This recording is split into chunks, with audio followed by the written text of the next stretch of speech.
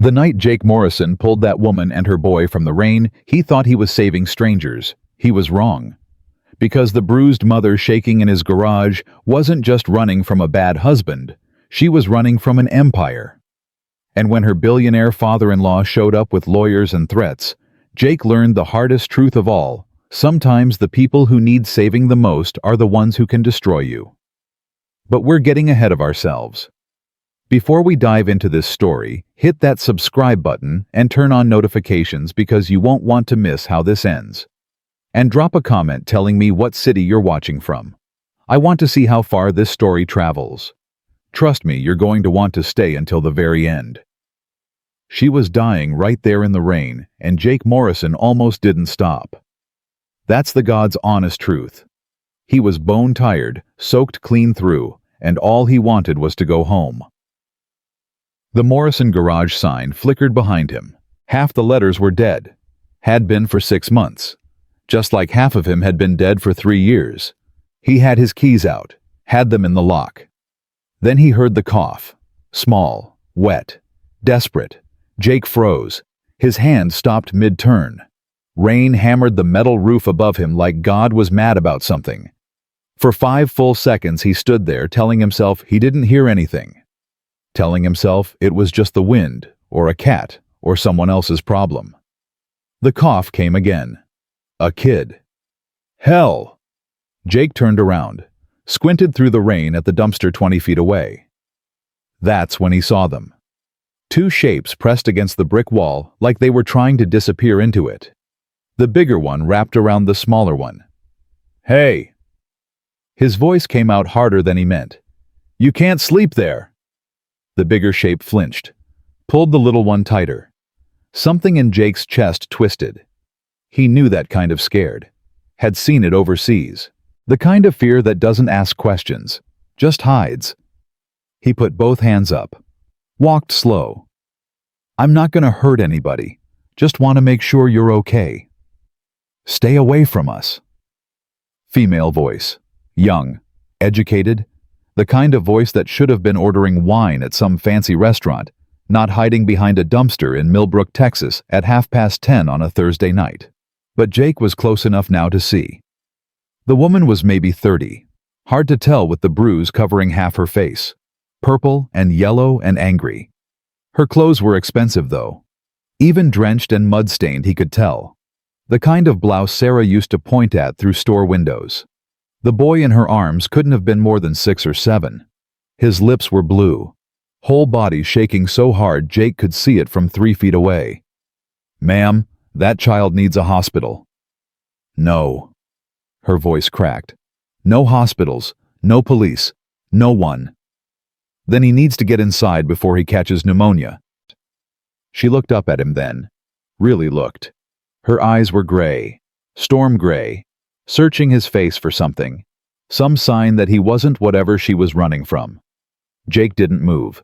Just stood there in the rain letting her look. Whatever she saw, it was enough. Please. The word barely made it out. Just tonight. Just one night and we'll be gone, I swear. Jake didn't think. That was his first mistake. Or maybe his first smart move. Sometimes you can't tell the difference until it's too late. He bent down and scooped the boy up.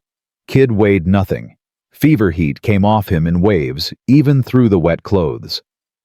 Come on. The woman tried to stand. Her legs gave out. Jake caught her elbow with his free hand. Can you walk? Yes. She couldn't. Not really. But she tried. That's what made up Jake's mind. People who kept trying even when they were broken, those were the ones worth helping. Sarah used to say that. Usually right before she dragged home another stray cat. He got them through the side door into the garage office. Hit the lights. Fluorescent bulbs buzzed and flickered. The woman blinked like she'd been living in the dark for a month. Maybe she had. Jake laid the boy on the vinyl couch. Kid's breathing was shallow, rattling in his chest. What's his name? Sam. She was on her knees beside the couch now, pushing wet hair off the boy's forehead. Her hands were shaking. His name is Sam. Okay, Sam. Jake grabbed the emergency blanket from the supply shelf. Military issue, olive green. He'd kept it from his army days, even though Sarah always said it was ugly. "I'm Jake. This is my garage. Nobody's gonna hurt you here." The woman's shoulders shook. Just once. Like something inside her finally broke loose. "I'm Grace." Jake didn't believe her. Not the name anyway. The way she said it, like she was trying it on for size, told him everything. Grace was her safe name. Her running name. "Okay, Grace. I need to call someone. Get this boy some help." "No." She grabbed his wrist. Her grip was stronger than it should have been. "Please. I have money. I can pay you whatever you want. Just please don't call anyone. No one can know we're here. That boy's burning up." "I know." Tears were streaming down her face now. "I know. But if anyone finds out, they'll take him. They'll take my son, and I'll never see him again." Jake looked at her hand on his wrist, at the other bruises running up her arm, at Sam shivering on the couch, at the desperation in her eyes that was more terrifying than anything he'd seen in 2 tours overseas. "I've got a daughter upstairs," he said quietly. "Emma. She's 9 years old. She's already lost her mother. If I bring you into my home and something happens to her, I won't survive it. You understand what I'm saying?" Grace nodded. "I swear on my life, on Sam's life. We're not criminals. We're not dangerous. We're just running." "From who?" She didn't answer. Jake stood there, keys still in his hand, rain still hammering the roof. He could feel Sarah's voice in his head clear as day. "Don't you dare walk away from someone who needs you, Jake Morrison. Don't you dare become that kind of man." He wasn't that kind of man. Not yet, anyway. "Upstairs," he said. "Now, before I come to my senses." The apartment above the garage was small. 2 bedrooms, 1 bathroom, kitchen that leaked when it rained hard. Sarah had always said they'd fix it up someday, make it nice. They never did. Now Jake couldn't change a single thing, because changing it meant admitting she was really gone. Emma was asleep on the couch. Math homework spread across the coffee table. She'd waited up for him again, even though he'd told her not to. 9 years old, and already she worried about him like she was the parent. Grace stopped in the doorway. "I can't. Your daughter." "Guest room's down the hall. Get Sam out of those wet clothes. First aid kit's under the bathroom sink." Jake was already moving, grabbing towels from the linen closet. 10 minutes. If that fever hasn't dropped, we're going to the ER whether you like it or not." Grace opened her mouth, closed it, nodded, carried Sam toward the guest room. Jake stood in the hallway, listening to her footsteps. Soft, careful, like she was afraid of leaving evidence. "Dad." He turned. Emma was in the living room doorway, rubbing her eyes, hair sticking up on one side. "Who's that?" "Neighbors. Car broke down in the rain. They're staying the night." Emma looked at him like she knew he was lying, but was too tired to call him on it. "Okay. Night." "Night, princess." She shuffled back to her room. Jake waited until he heard her door click shut. Then he knocked on the guest room door. "Come in." Grace had gotten Sam into dry clothes. One of Jake's old t-shirts hung on him like a dress. She'd piled every blanket from the closet on top of him, but he was still shaking. "He needs medicine. I don't have anything here strong enough." Jake knelt by the bed, put his hand on Sam's forehead, still burning. "There's a 24-hour pharmacy about 15 minutes out. They'll see us." "Who's they?" Grace just stared at Sam. Jake made a decision, second one tonight. "Stay here. Lock the door behind me. I'll be back in half an hour." "Why are you doing this?" The question stopped him at the door. He thought about Sarah, about how she'd made him stop one night to help some kid change a tire on Route 9, even though they were already late for dinner, about how she'd told him that's what good people do. They stop. "Because someone would have helped me," Jake said, "if I'd needed it." He left before she could ask what he meant. The pharmacy was empty, except for a tired clerk scrolling through her phone. Didn't even look up when Jake bought children's fever reducer antibiotics, bandages, antiseptic. He paid cash. Didn't know why that felt important, but it did. On the drive back, his hands were shaking on the wheel. What the hell was he doing? Bringing strangers into his home, around his daughter. People who were running from something bad enough that they'd rather hide behind a dumpster than go to the police. Sarah's voice again. Jake Morrison, you stop that right now. That woman has a baby who's sick. You know what you'd want someone to do if it was Emma. Yeah, he knew. When he got back, Grace was in the kitchen. She'd changed into some of Sarah's old clothes. The jeans were too long, the sweater too big. But she looked human now, less like something the storm had spit out. How's Sam? Sleeping. Temperature's down a little. Jake set the pharmacy bag on the counter. Take whatever you need. I'll be on the couch if anything happens. Thank you. Grace's voice was barely there. I know you probably think we're crazy, or criminals, or both, but thank you. Jake nodded. Started to leave. My husband's family. The words came out fast, like she had to say them before she lost her nerve. That's who we're running from. Sam's father is not a good man, but his family is worse. They have money, lawyers, power. If they find us, they'll take Sam, and I'll never see my son again. Jake turned back around. You got proof, custody papers. Anything legal? Grace laughed. It was the saddest sound Jake had ever heard. I have bruises. I have a 6-year-old who flinches every time a door slams. I have absolutely nothing that would stand up in court against the Hamilton family. The name hit Jake like a fist. Hamilton. Hamilton Oil. Hamilton Industries. Hamilton, half of goddamn Texas. Jesus Christ. Jake ran his hand through his hair. Lady, do you have any idea what you just dragged me into? I'm sorry. Grace was already moving toward the hallway. I'm so sorry. We'll leave, right now. Just let me get Sam and we'll go.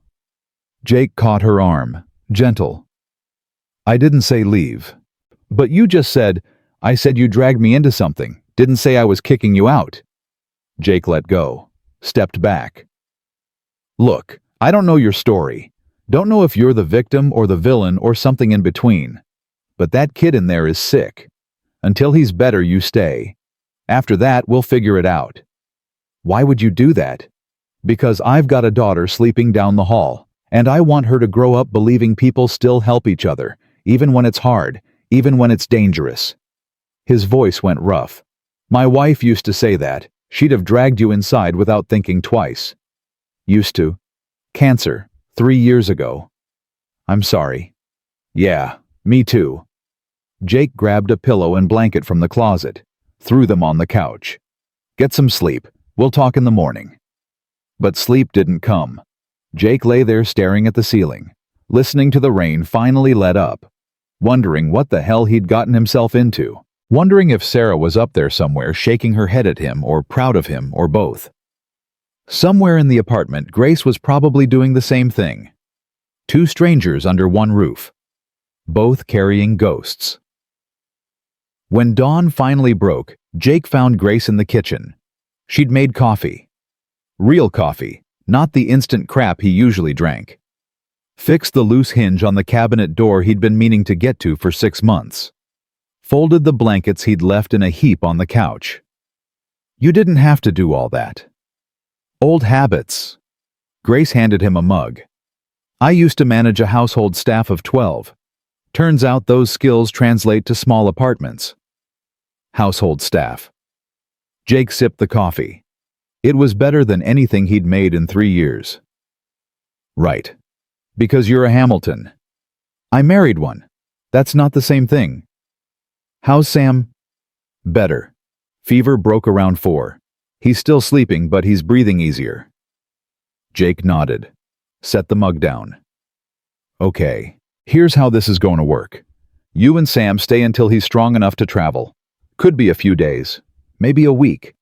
During that time, you tell me the truth, all of it, and I decide if I believe you. And if you don't, then I drive you to the police station myself. Grace met his eyes. Fair enough. Also, Emma can't know. She's been through enough. Lost her mom. Watched me fall apart for 2 years. I'm not putting her in the middle of whatever this is unless I have to. I understand. Good. Jake grabbed his keys. I've got a truck coming in at 8. You need anything from the store, write it down. I'll grab it on my lunch break. Grace nodded, then quietly. Jake, what you said about your wife, about wanting Emma to grow up in a world where people help each other. Yeah. She already is, because she has you. Jake didn't know what to say to that. So he just left. The garage was slammed that morning. 3 oil changes, transmission job, and Mrs. Chen's Buick that made a noise like a dying whale. Jake worked on autopilot, hands busy, mind upstairs with the woman and boy who'd appeared in his life like a curse or a blessing. He couldn't tell which yet. Around 11, a silver sedan rolled up, tinted windows, out-of-state plates. 2 men in suits got out. Jake's stomach dropped. Help you, gentlemen? The taller one smiled. It didn't reach his eyes. We're looking for someone, a woman, about 30, traveling with a young boy. You seen anyone like that around here? Millbrook's a small town. See lots of folks passing through. This woman would stand out. Expensive clothes. Probably scared. Maybe hurt. Jake wiped his hands on a rag. Kept his face blank. Haven't seen anybody like that. Sorry. The shorter one was looking at the apartment windows above them. You live up there? That's right. Alone. Me and my daughter. Mind if we take a look around? Jake's heart was pounding, but he kept his voice steady. Actually, I do mind. You got a warrant? The tall one's smile got wider. We're not police. We're private security. Looking for a missing person. Someone her family is very worried about. Then maybe you should call the actual police. Have them do a welfare check. Jake crossed his arms. Now, if you're not here for auto work, I'm gonna have to ask you to leave. I've got customers waiting. The 2 men looked at each other. Some silent conversation happened. Then the tall one pulled out a business card. Set it on the workbench. If you see her, there's a substantial reward. $50,000. No questions asked. They got back in the sedan and drove off. Jake waited until they were out of sight. Then he grabbed the card and headed upstairs. Grace was at the kitchen table with Sam. The boy was eating crackers. Color was back in his face. Emma was there too, showing him how to draw a horse. Emma, go work on your homework in your room. But Dad... Now please. Something in his voice made Emma grab her backpack and go without arguing. Jake put the card on the table. Grace's face went white. Montgomery Hamilton Security Services, it read, with a phone number and the words, Family Recovery Specialists. They were just here, Jake said quietly. 2 men, asking about you. I told them I haven't seen you, but they're not stupid. They'll be back. Grace was shaking. We have to go. You're not going anywhere. Sam's still sick. He needs rest. You don't understand. If they find us here, they'll say I kidnapped Sam. That I'm unstable. They have doctors who'll say anything. Judges who owe Montgomery favors. I'll lose him, and they'll make sure I never get him back. Then we don't let them find you. Jake, these aren't normal people. I know who they are. I saw the name on the card. Jake pulled out a chair, sat down. Now tell me the rest, all of it. Because if I'm gonna help you, I need to know what we're up against. Grace looked at Sam. The boy was focused on his drawing, humming some little song. My real name is Evelyn, she said quietly. Evelyn Grace Hamilton. I didn't just marry into the oil family. I'm the heiress. My grandfather left me his entire fortune when he died. $43 billion. Jake's brain short-circuited. $43 billion. I was planning to give it away. All of it. To charities, environmental groups. Everything my husband's family spent a century building I was going to use to tear down. Evelyn's voice was shaking now. That's why Montgomery sent his men. Not to get Sam. To stop me. He had me declared mentally incompetent. Said I was having a psychotic break. The bruises were from his security team escorting me to a private psychiatric facility. Jesus. I ran. Took Sam and my laptop and every piece of evidence I could carry and ran. But without access to my accounts, without lawyers, I can trust I'm just a crazy woman making accusations. And Montgomery owns half the judges in Texas, half the politicians, the entire legal system. Jake stared at her. At this woman who'd been hiding behind his dumpster 12 hours ago. This woman, who was sitting at his kitchen table in his dead wife's clothes casually talking about $43 billion. So when you said they'd take Sam, I meant they'd lock me up in some facility and drug me until I signed over power of attorney. Then they'd raise Sam to be just like them. Cruel, greedy, everything I'm trying to prevent. Evelyn wiped her eyes. I shouldn't have come here. Shouldn't have put you and Emma at risk. But that night in the rain I was so desperate.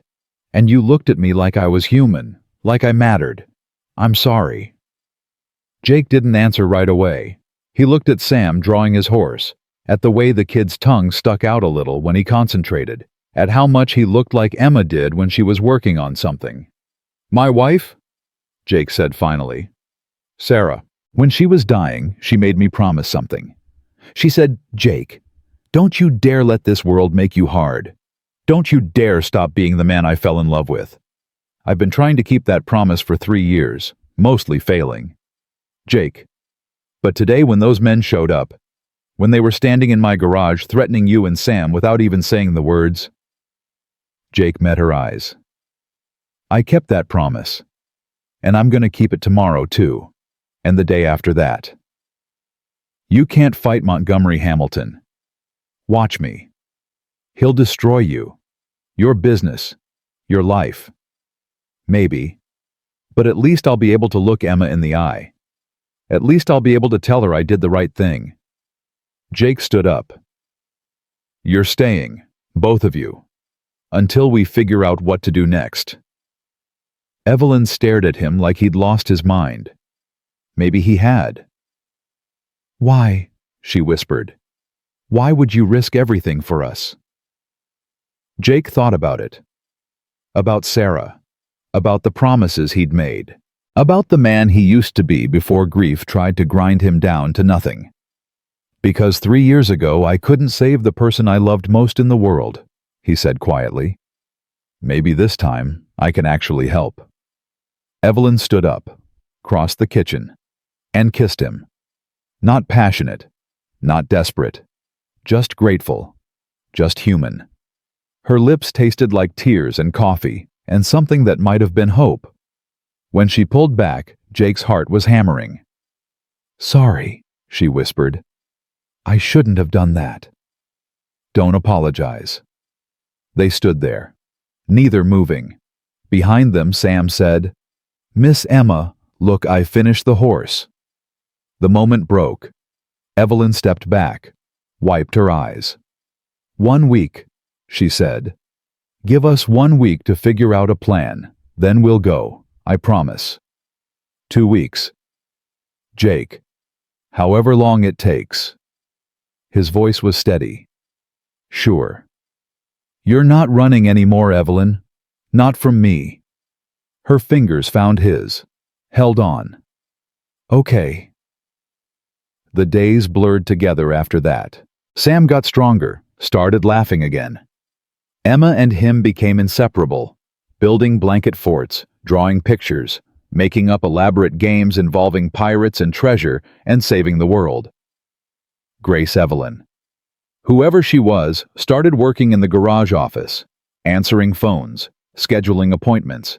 She reorganized his entire filing system in 2 days, fixed his books, found suppliers who charged less.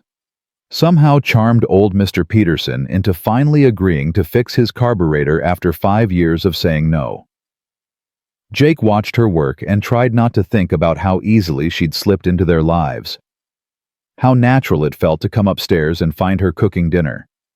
How Emma had started calling her Miss Grace, like she was something precious that might break.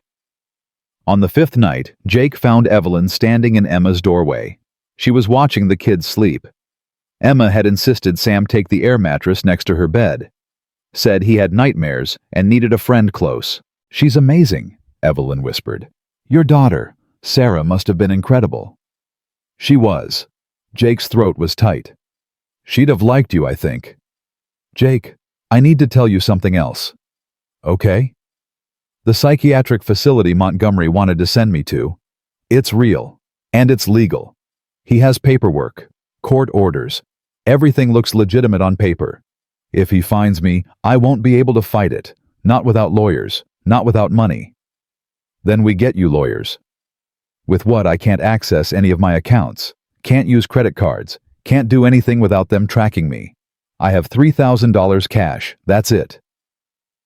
Jake thought about his savings. About the garage that barely broke even most months. About Emma's college fund that was mostly empty dreams and good intentions. "We'll figure it out." "You keep saying that." "Because I mean it." Evelyn turned to face him. In the dim hallway light, she looked younger, less hunted. "Why aren't you angry I lied to you? Brought danger to your door. Put Emma at risk. Why aren't you throwing us out?" Jake didn't have a good answer. Or maybe he had too many. "My wife died in that bedroom." He pointed to the master bedroom door.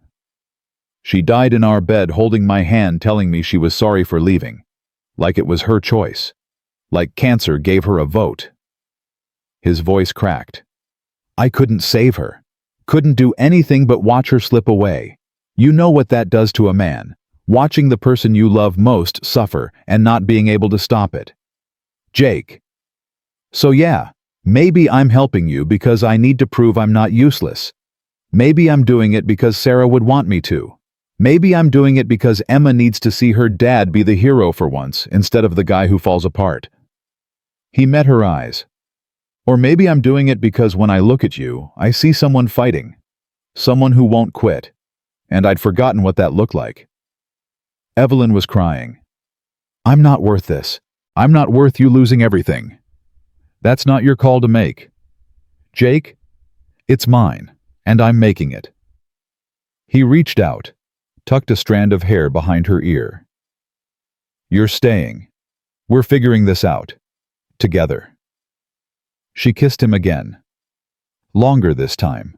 Deeper. Like she was trying to tell him something she didn't have words for. When they broke apart, they were both breathing hard. "This is a bad idea," Evelyn whispered. "Probably. We barely know each other. I know enough. If Montgomery finds out, let him." Evelyn laughed. It was watery and broken, and the most beautiful sound Jake had heard in 3 years. "You're crazy." "Yeah, maybe." Jake smiled. "But at least I'm not alone." That night Jake couldn't sleep. He kept thinking about the men in suits, about the business cards sitting on his kitchen counter, about Montgomery Hamilton and his $43 billion and his army of lawyers. What was he doing? He was a mechanic, a widower, a guy who could barely keep his garage running and his daughter fed. What made him think he could stand up to an oil empire? Sarah's voice. Always Sarah's voice. Because someone has to, Jake. Because if good people don't fight, then evil people win. And I didn't marry a man who lets evil people win. Jake got up, walked to the window, looked out at Main Street. That's when he saw it. The same silver sedan from earlier, parked across the street. Engine off, just sitting there, watching. Jake's blood ran cold. He grabbed his phone, texted the number on the business card. "Leave, now, or I call the real police." 3 dots appeared, then a message. "We're not here to cause trouble, just keeping an eye on things, making sure everyone stays safe. Have a good night, Mr. Morrison." The sedan's engine started. It pulled away slowly, deliberately, but Jake knew they'd be back. He walked to Evelyn's room, knocked softly. "Come in." She was awake, sitting on the bed in the dark. "They're watching the house. Jake said. I know. I saw them an hour ago. We need a plan. I have a plan. Sam and I leave in the morning. Before they can connect you to us. Before they can hurt you and Emma. That's not a plan. That's running. It's all I know how to do anymore. Jake sat down on the edge of the bed. Then let me teach you something different. What? How to fight back. Evelyn looked at him. You're serious? As a heart attack. Jake pulled out his phone, started typing. I've got a buddy, guy I served with, Tommy Reeves. He's a lawyer now, works in Dallas, specializes in family law. I'm gonna call him in the morning. Jake, I can't afford. He owes me, big time. I'll cash in that favor. Jake kept typing. Then we're gonna document everything. Every bruise, every threat, every illegal thing Montgomery's done. We're gonna build a case that even his bought judges can't ignore. That could take months. Then we've got work to do. They'll come after you. They'll destroy your business. They'll... Let them try. Jake's voice was steel. I survived 2 tours in Afghanistan. I survived watching my wife die. I can survive some rich bastard with a god complex. Evelyn stared at him. You really mean that? Every word. She grabbed his face with both hands, kissed him hard, like he was oxygen and she'd been drowning. When she pulled back, they were both shaking. Okay, she whispered. Okay, we fight. We fight. They sat there in the dark, neither speaking, both knowing they'd just crossed a line they couldn't uncross, both knowing tomorrow everything would change. In the other room, Sam coughed. Emma mumbled something in her sleep. 2 kids who had no idea their lives were about to turn into a war zone. Jake stood up. Get some sleep. Tomorrow we start planning. Jake. Evelyn's voice stopped him at the door. Thank you. For believing me. For helping us. For being the kind of man who stops in the rain. Yeah, well. Jake tried to smile. Sometimes stopping is the only thing that makes sense. He went back to the couch, lay there staring at the ceiling, thinking about Sarah, about promises, about the man he used to be versus the man he was becoming. His phone buzzed. A text from an unknown number. We know who you are, Mr. Morrison. We know what you're trying to do. This is your last warning. Send Mrs. Hamilton home or face the consequences. You have 24 hours. Jake deleted the text, turned off his phone, closed his eyes. Let them come. Outside, another car pulled up. Different from the sedan. Black SUV, tinted windows. It sat there for a long moment, engine running. Then a man got out, pulled out a phone, made a call. Yeah, it's me, I found them. He got back in the SUV and drove away. The clock on the wall read 2:47 a.m. By sunrise, everything would change. Jake woke up to the smell of bacon. For 3 seconds, he thought Sarah was in the kitchen. Then reality crashed back, and he remembered. Evelyn. Sam. The men watching his house. The text message threatening him with consequences. He sat up. His back was killing him from another night on the couch. The clock said 6:15. Evelyn was at the stove, still wearing Sarah's old sweater, hair pulled back, moving around his kitchen like she'd been doing it for years. You didn't have to cook. She jumped. I couldn't sleep. Figured I might as well make myself useful. The men came back last night, after you went to bed. Her hand froze on the spatula. How many? Different car. SUV. 1 man. He made a phone call, then left. That means Montgomery knows for sure. He's mobilizing. Evelyn's voice was flat. Dead. We have maybe 12 hours before they come with court orders, probably less. Then we better get moving. Jake grabbed his phone, started scrolling. My buddy Tommy, the lawyer, I'm calling him now. Jake, at 6 in the morning. He's Army. He's been up since 5. Jake hit dial. Put it on speaker. 3 rings. Then a gravelly voice. This better be important, Morrison. I need a favor. Of course you do. Nobody calls me at dawn unless they need something. What is it this time? DUI, custody, battle parking tickets. Bigger. A lot bigger. Tommy's voice sharpened. I'm listening. Jake looked at Evelyn. She nodded. I've got a woman here. Evelyn Hamilton. She's running from her father-in-law, Montgomery Hamilton. He's trying to have her declared incompetent so he can take her son and control her inheritance. Silence on the other end. Then, did you just say Montgomery Hamilton as in Hamilton Oil? Montgomery Hamilton. That's the one. Jesus Christ, Jake. What did you get yourself into? Can you help or not? More silence. Jake could hear Tommy breathing, thinking. Yeah, I can help. But you need to understand what you're up against. Montgomery Hamilton has more money than God. He has lawyers who make me look like a public defender. He has judges, politicians, half the state government in his pocket. I know all that. Do you? Because this isn't some deadbeat dad we're talking about. This is a man who can destroy your life with a phone call. Destroy your business. Make you disappear if he wants to. Evelyn stepped closer to the phone. He's already tried to make me disappear, Mr. Reeves. I have the bruises to prove it. Tommy went quiet. When he spoke again, his voice was different. Harder. Okay. Here's what we're gonna do. I'm getting in my car right now. I'll be in Millbrook by 9. Don't talk to anyone. Don't open the door for anyone. If Montgomery's people show up, you say nothing without me there. You understand? Got it. And Jake? You better be sure about this, because once we start, there's no going back.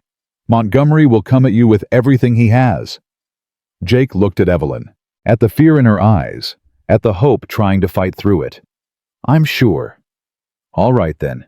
See you in 3 hours. And Morrison? Don't do anything stupid before I get there. The line went dead. Evelyn was staring at him. He's really coming. He's coming. Why? Why would he risk everything for people he doesn't even know? Jake poured himself coffee. Because I saved his life in Kandahar, pulled him out of a burning Humvee while rounds were flying everywhere. He's been trying to pay me back for 10 years. Guess today's the day. Jake, don't thank me. Don't apologize. Just help me figure out what we need to show Tommy when he gets here.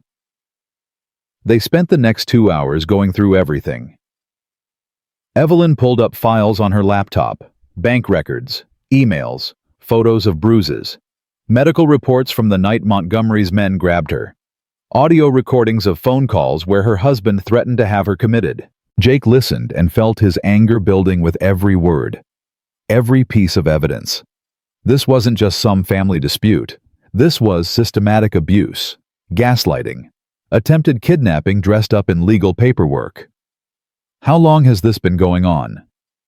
2 years, since my grandfather died and left me everything. At first, Ethan, my husband, he tried to convince me to invest in the company, expand the drilling operations. When I said no, when I said I wanted to use the money for environmental causes, he changed, got mean, started telling people I was unstable. That grief over my grandfather's death had made me irrational. And people believed him. People believe what they want to believe, especially when the person telling the story has money and power and a reputation to protect. Evelyn's hands were shaking. Montgomery was worse. He said I was an embarrassment to the family, that I was poisoning Sam with liberal propaganda, that he'd make sure I never saw my son again if I didn't sign over power of attorney. That's when you ran. That's when I ran. Took Sam in the middle of the night. Emptied my emergency cash. Got on a bus and kept moving. We've been running for 3 weeks. Different towns every few days. But they always find us. Always. Not this time. Jake's voice was granite. This time, we stand and fight. Evelyn looked at him like she wanted to believe but couldn't quite get there. You don't know Montgomery. He doesn't lose. Ever. There's a first time for everything. Footsteps on the stairs. Emma appeared, rubbing her eyes. Sam right behind her. "Dad, why are you guys up so early?" "Grown-up stuff, princess. Go get dressed. I'll make you pancakes." "Miss Grace already made bacon." "Then I'll make pancakes too. Go on." Emma and Sam disappeared back upstairs. Jake waited until he heard their door close. "We have to tell them something. Emma's not stupid. She knows something's wrong." "What do we tell a 9-year-old? Your new friend's family is trying to kidnap him and destroy his mother. That there are men watching our house right now." We tell her the truth. Age-appropriate version, but the truth. Jake was already moving toward the stairs. She deserves that much. 10 minutes later, they were all sitting around the kitchen table. Pancakes and bacon. Orange juice. Emma and Sam watching the adults with worried eyes. "Okay." Jake set down his fork. "I need to tell you guys something. Sam and Miss Grace are in some trouble. Some bad people are looking for them, but we're gonna help them. That means things might get a little weird around here for a few days." "What kind of weird?" Emma's voice was small. "We might have visitors. People asking questions. If anyone comes to the door, you don't answer it. You come get me, no matter what they say. Understand?" Emma nodded slowly. "Are the bad people gonna hurt Miss Grace?" "Not if I can help it." "What about Sam?" "Sam's staying right here with us, where he's safe." Sam looked up at his mother. "Mom, are they gonna find us again?" Evelyn's eyes filled with tears. "I don't know, baby. But Mr. Jake has a friend who's a lawyer. He's gonna help us.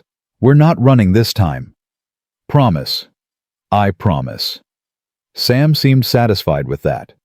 Went back to eating his pancakes, but Emma was still watching Jake with those two old eyes. "Dad, are we in danger?"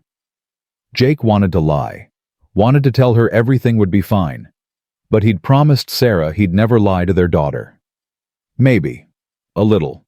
But I'm not going to let anything happen to you, or to Sam, or to Miss Grace. I promise you that." "Okay." Emma reached across the table, took Sam's hand. "We'll be brave together." Sam squeezed back. "Together." Jake felt something crack in his chest. These kids. These beautiful, scared, brave kids who'd found each other in the middle of a nightmare. At 8:55, a beat-up Ford pickup pulled up outside. Tommy Reeves climbed out. He was bigger than Jake remembered, more gray in his hair. But he had the same intense look he'd worn in Afghanistan. The look that said he was ready for war. Jake met him at the door. They didn't shake hands, just gripped each other's shoulders for a moment, understanding passing between them. "You look like hell, Morrison." "You look old, Reeves." "Yeah. Well, 3 ex-wives will do that to a man." Tommy's eyes flicked to Evelyn standing in the hallway. "Mrs. Hamilton, Tommy Reeves. I'm here to help." "Thank you for coming." "Don't thank me yet. Let me see what we're dealing with first." They spread everything out on Jake's kitchen table, laptop, documents, photos. Tommy went through it all with methodical precision, not speaking, just reading, absorbing. His face got harder with every page. After 20 minutes he sat back.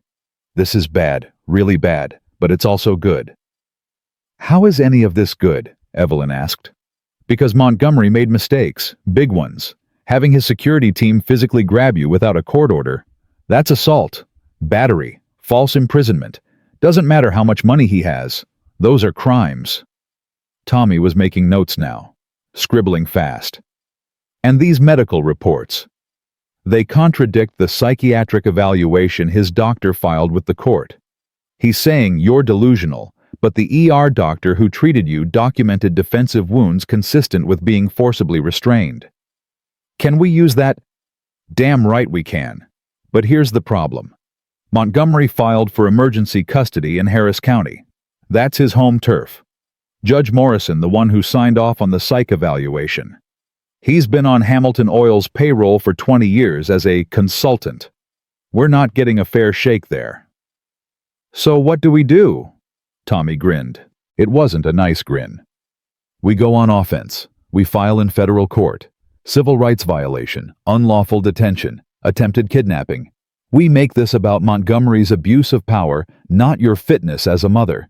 And we do it loud. Press conference, media coverage, the whole 9 yards. Evelyn went pale. The media numb. No, that will put Sam in danger. That will make everything worse. That will protect you. Montgomery's power comes from operating in the shadows, from making backroom deals and buying silence. But if this goes public, if every news outlet in Texas is covering it, he can't make you disappear then. Too many witnesses. He'll destroy me. He'll drag out every mistake I've ever made, every bad decision. Probably. But he'll also have to answer for his own mistakes. And trust me, a man like Montgomery Hamilton, he's got a lot more skeletons than you do. Jake leaned forward. How long do we have before Montgomery moves? Based on the timeline, I'd say he'll have local law enforcement here by this afternoon with a court order. He'll try to execute it fast. Take Sam into protective custody. Get Evelyn back to Houston before anyone can stop him. Can he do that legally? With the right judge and the right paperwork? Yeah, he can, at least temporarily. Then it becomes a legal battle that could take months. We don't have months, which is why we need to file our countersuit today, right now. Tommy was already on his phone. I've got a contact at the Austin Statesman, reporter who's been trying to dig into Hamilton Oil's corruption for years. I give her this story, it's front page tomorrow. Do it, Jake said. Jake, wait. Evelyn was shaking. You don't know what you're asking. Once this goes public, there's no taking it back. Montgomery will come after you. Your business, Emma, everything. Let him. You keep saying that like it doesn't terrify you. Oh, it terrifies me, but I'm doing it anyway. Jake took her hand. That's what courage is. Being scared and doing it anyway. Sarah used to tell me that. Evelyn's fingers tightened around his. Okay. Call the reporter. Tommy made the call. Put it on speaker. Reeves, you better have something good. I'm in the middle of. How'd you like to break the story of the year? The reporter, a woman named Martinez, went quiet. I'm listening. Montgomery Hamilton, attempted kidnapping, false imprisonment, abuse of power. I've got documents, medical reports, audio recordings, and a victim willing to go on record. Jesus Christ. Are you serious? Dead serious, but we need to move fast. Can you be in Millbrook by 2? I'll be there by noon.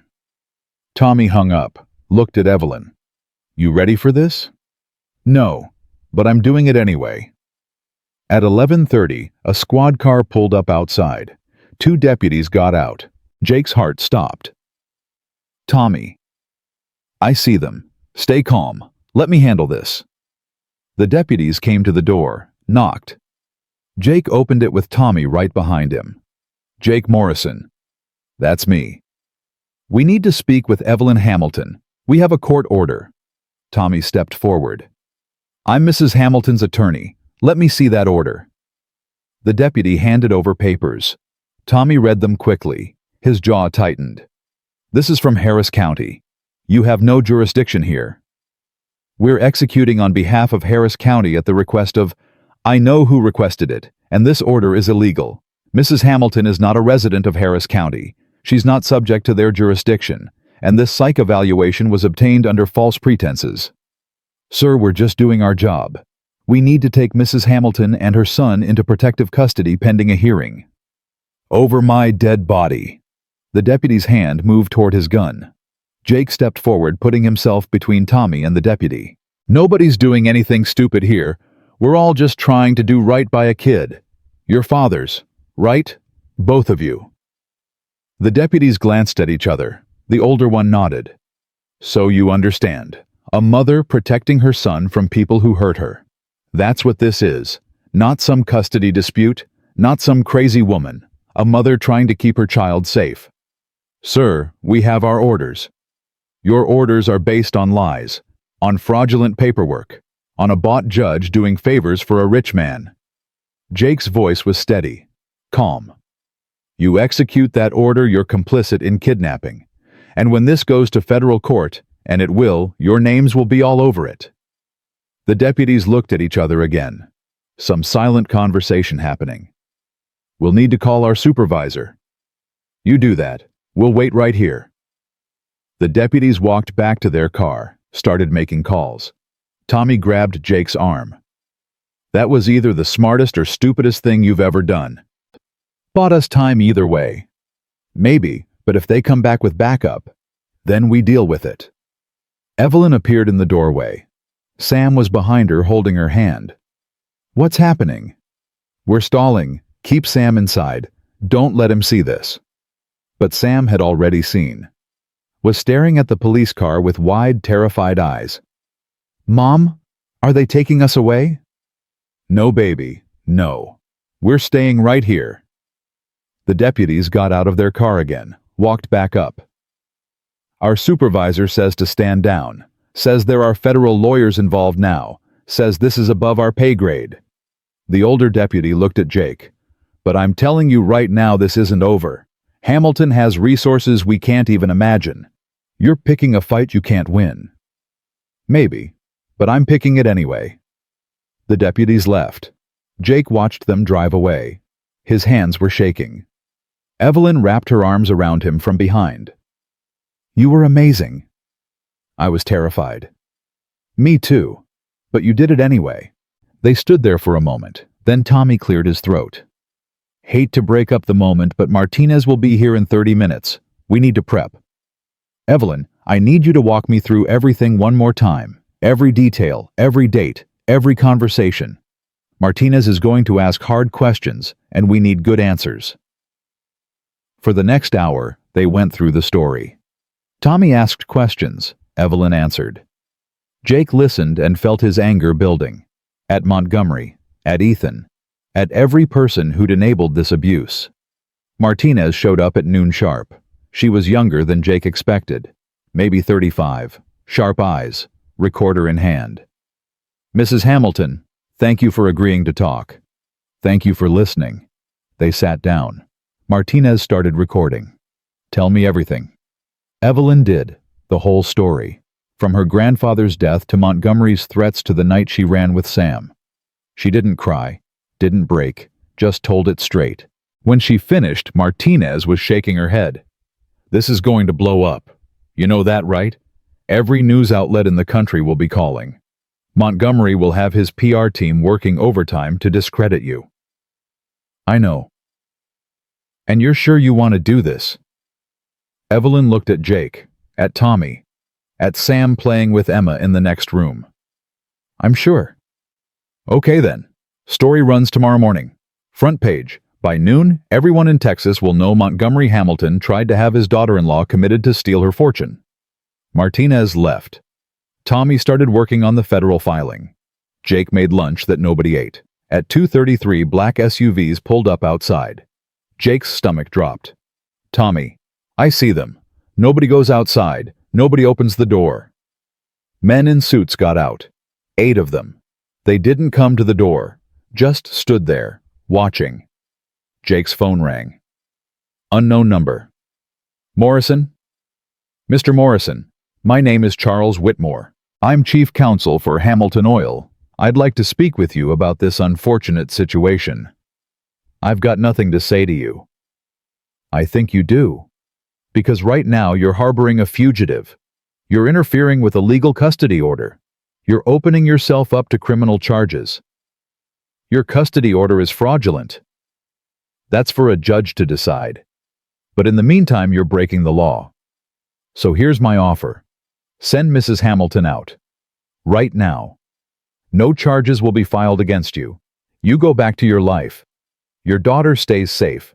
Everyone wins. Except Evelyn and Sam. Mrs. Hamilton will receive the best care available, and Sam will be raised by family who can actually provide for him. No. Mr. Morrison, be reasonable. You're a single father. You run a failing garage. You can't protect them. You can't fight us. All you can do is make this harder on everyone. Then I guess I'm making it harder. You have 1 hour. After that we come in, and we take them, one way or another. The line went dead. Jake looked at Tommy. Can they do that? Can they just force their way in? Not legally. But Montgomery doesn't care about legal. He cares about getting what he wants. So what do we do? Tommy was already dialing. We call the real police, the state police. We file for emergency protection. We make this as public as possible so Montgomery can't pull anything. And if that doesn't work, Tommy met his eyes. Then we hope your locks are good. The next hour was the longest of Jake's life. He sent Emma and Sam upstairs with instructions to stay in Emma's room with the door locked. Evelyn paced the kitchen like a caged animal. Tommy was on the phone constantly calling every contact he had. At 3:25, 2 state police cruisers pulled up. 4 troopers got out. They talked to the men in suits. Voices were raised. Fingers were pointed. One of the troopers came to the door. Jake opened it. Mr. Morrison. I'm Sergeant Ramirez. We've been apprised of the situation. Those men are under orders to stand down. There will be no forced entry today. Thank God. But sir, you need to understand. This is a temporary solution. Montgomery Hamilton has resources that don't quit. He'll keep coming. Different tactics. Different approaches. You can't hold him off forever. I just need long enough for the truth to come out. Ramirez looked at him for a long moment. You're either very brave or very stupid. Probably both. All right then, we'll maintain a presence here for the next few hours, but after that, you're on your own. The troopers stayed until sunset. The men in suits stayed longer, sitting in their SUVs, watching, waiting. Finally, at 8 p.m. they left, all 3 vehicles pulling away in formation. Jake locked every door, every window, set the alarm he hadn't used in 2 years. Evelyn found him in the kitchen. It's not over, is it? No, it's not over. I should leave, take Sam and disappear before someone gets hurt. You're not leaving. Jake, those men, they're not going away. Tomorrow there will be more, and more, until Montgomery gets what he wants. Then let him try, because I'm not giving up. Not on you, not on Sam, not on this. Evelyn started to cry. Real tears this time, not the silent ones she'd been holding back all day. Jake pulled her close, let her cry into his shoulder, felt her shake. I'm so tired, she whispered. I'm so tired of fighting. I know, but you're not fighting alone anymore. She pulled back, looked at him. Why are you doing this? Really? Jake thought about it. About Sarah. About the promises he'd made. About the man he wanted to be versus the man he'd become. Because 3 years ago, I made a promise to my wife that I wouldn't let grief turn me into someone she wouldn't recognize. Someone who didn't help, who didn't care, who didn't try. His voice cracked. And today, for the first time since she died, I kept that promise. I'm not stopping now. Evelyn kissed him. Not grateful this time. Not desperate. Something else. Something that felt like the beginning of something neither of them had planned for. When they broke apart, Jake's phone was buzzing. Text from Tommy. Stories live. It's already trending. #Justice for Evelyn. Martinez did good. Real good. By morning, the whole country will know what Montgomery tried to do. Jake showed Evelyn the message. She laughed through her tears. We actually did it. We went public. We did. So what happens now? Now, we see if the truth is enough. They went upstairs. Found Emma and Sam asleep in Emma's bed. Both of them tangled together like puppies. Evelyn's breath caught. They look so peaceful. Yeah. Let's try to keep them that way. Jake carried Sam to the guest room, tucked him in. Evelyn sat on the edge of the bed stroking her son's hair. Tomorrow's going to be hard, she said quietly. Montgomery will have seen the story. He'll be furious. He'll come at us with everything. Let him come. You keep saying that. But Jake, you don't know him. He's not just rich. He's ruthless. He's destroyed people for less than this. Then he's never met anyone too stubborn to quit. Evelyn smiled, sad but real. No, I don't think he has. Jake left her there, went to check on Emma. His daughter was sprawled across her bed, one arm hanging off the edge, completely vulnerable, completely trusting that her dad would keep her safe. The weight of that trust felt like it might crush him. Sarah's voice in his head. "You've got this, Jake. You're stronger than you think." Jake hoped she was right. Because tomorrow, when Montgomery Hamilton saw that story, when he realized his secret was out there, would be hell to pay. And Jake Morrison's small-town mechanic, widowed father, was about to find out if he was strong enough to stand against a billion-dollar empire. Outside, a car drove by slowly, headlights off.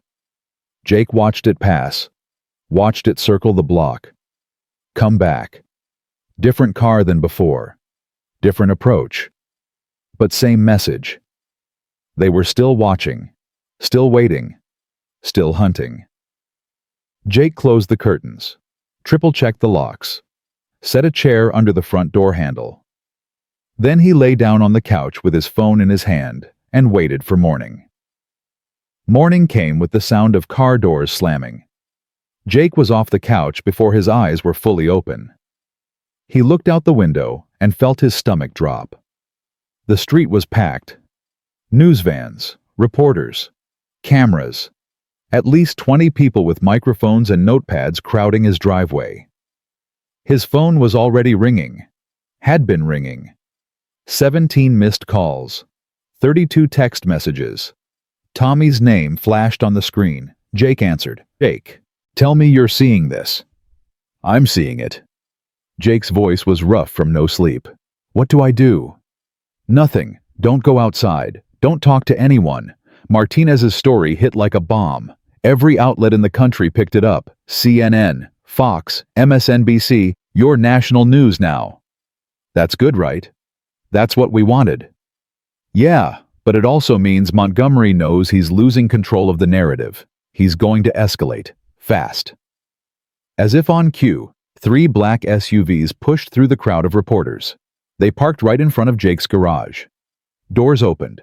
Men in expensive suits got out. And then he appeared. Montgomery Hamilton. Jake had seen pictures. Everyone in Texas had seen pictures. But seeing him in person was different. The man was 70 if he was a day, but he moved like someone half that age. Tall, silver hair, custom suit that probably cost more than Jake's truck. He looked at the reporters like they were insects. Looked at Jake's garage like it was something stuck to his shoe. "Jake?" Evelyn was at the top of the stairs. Her face had gone white. "He's here.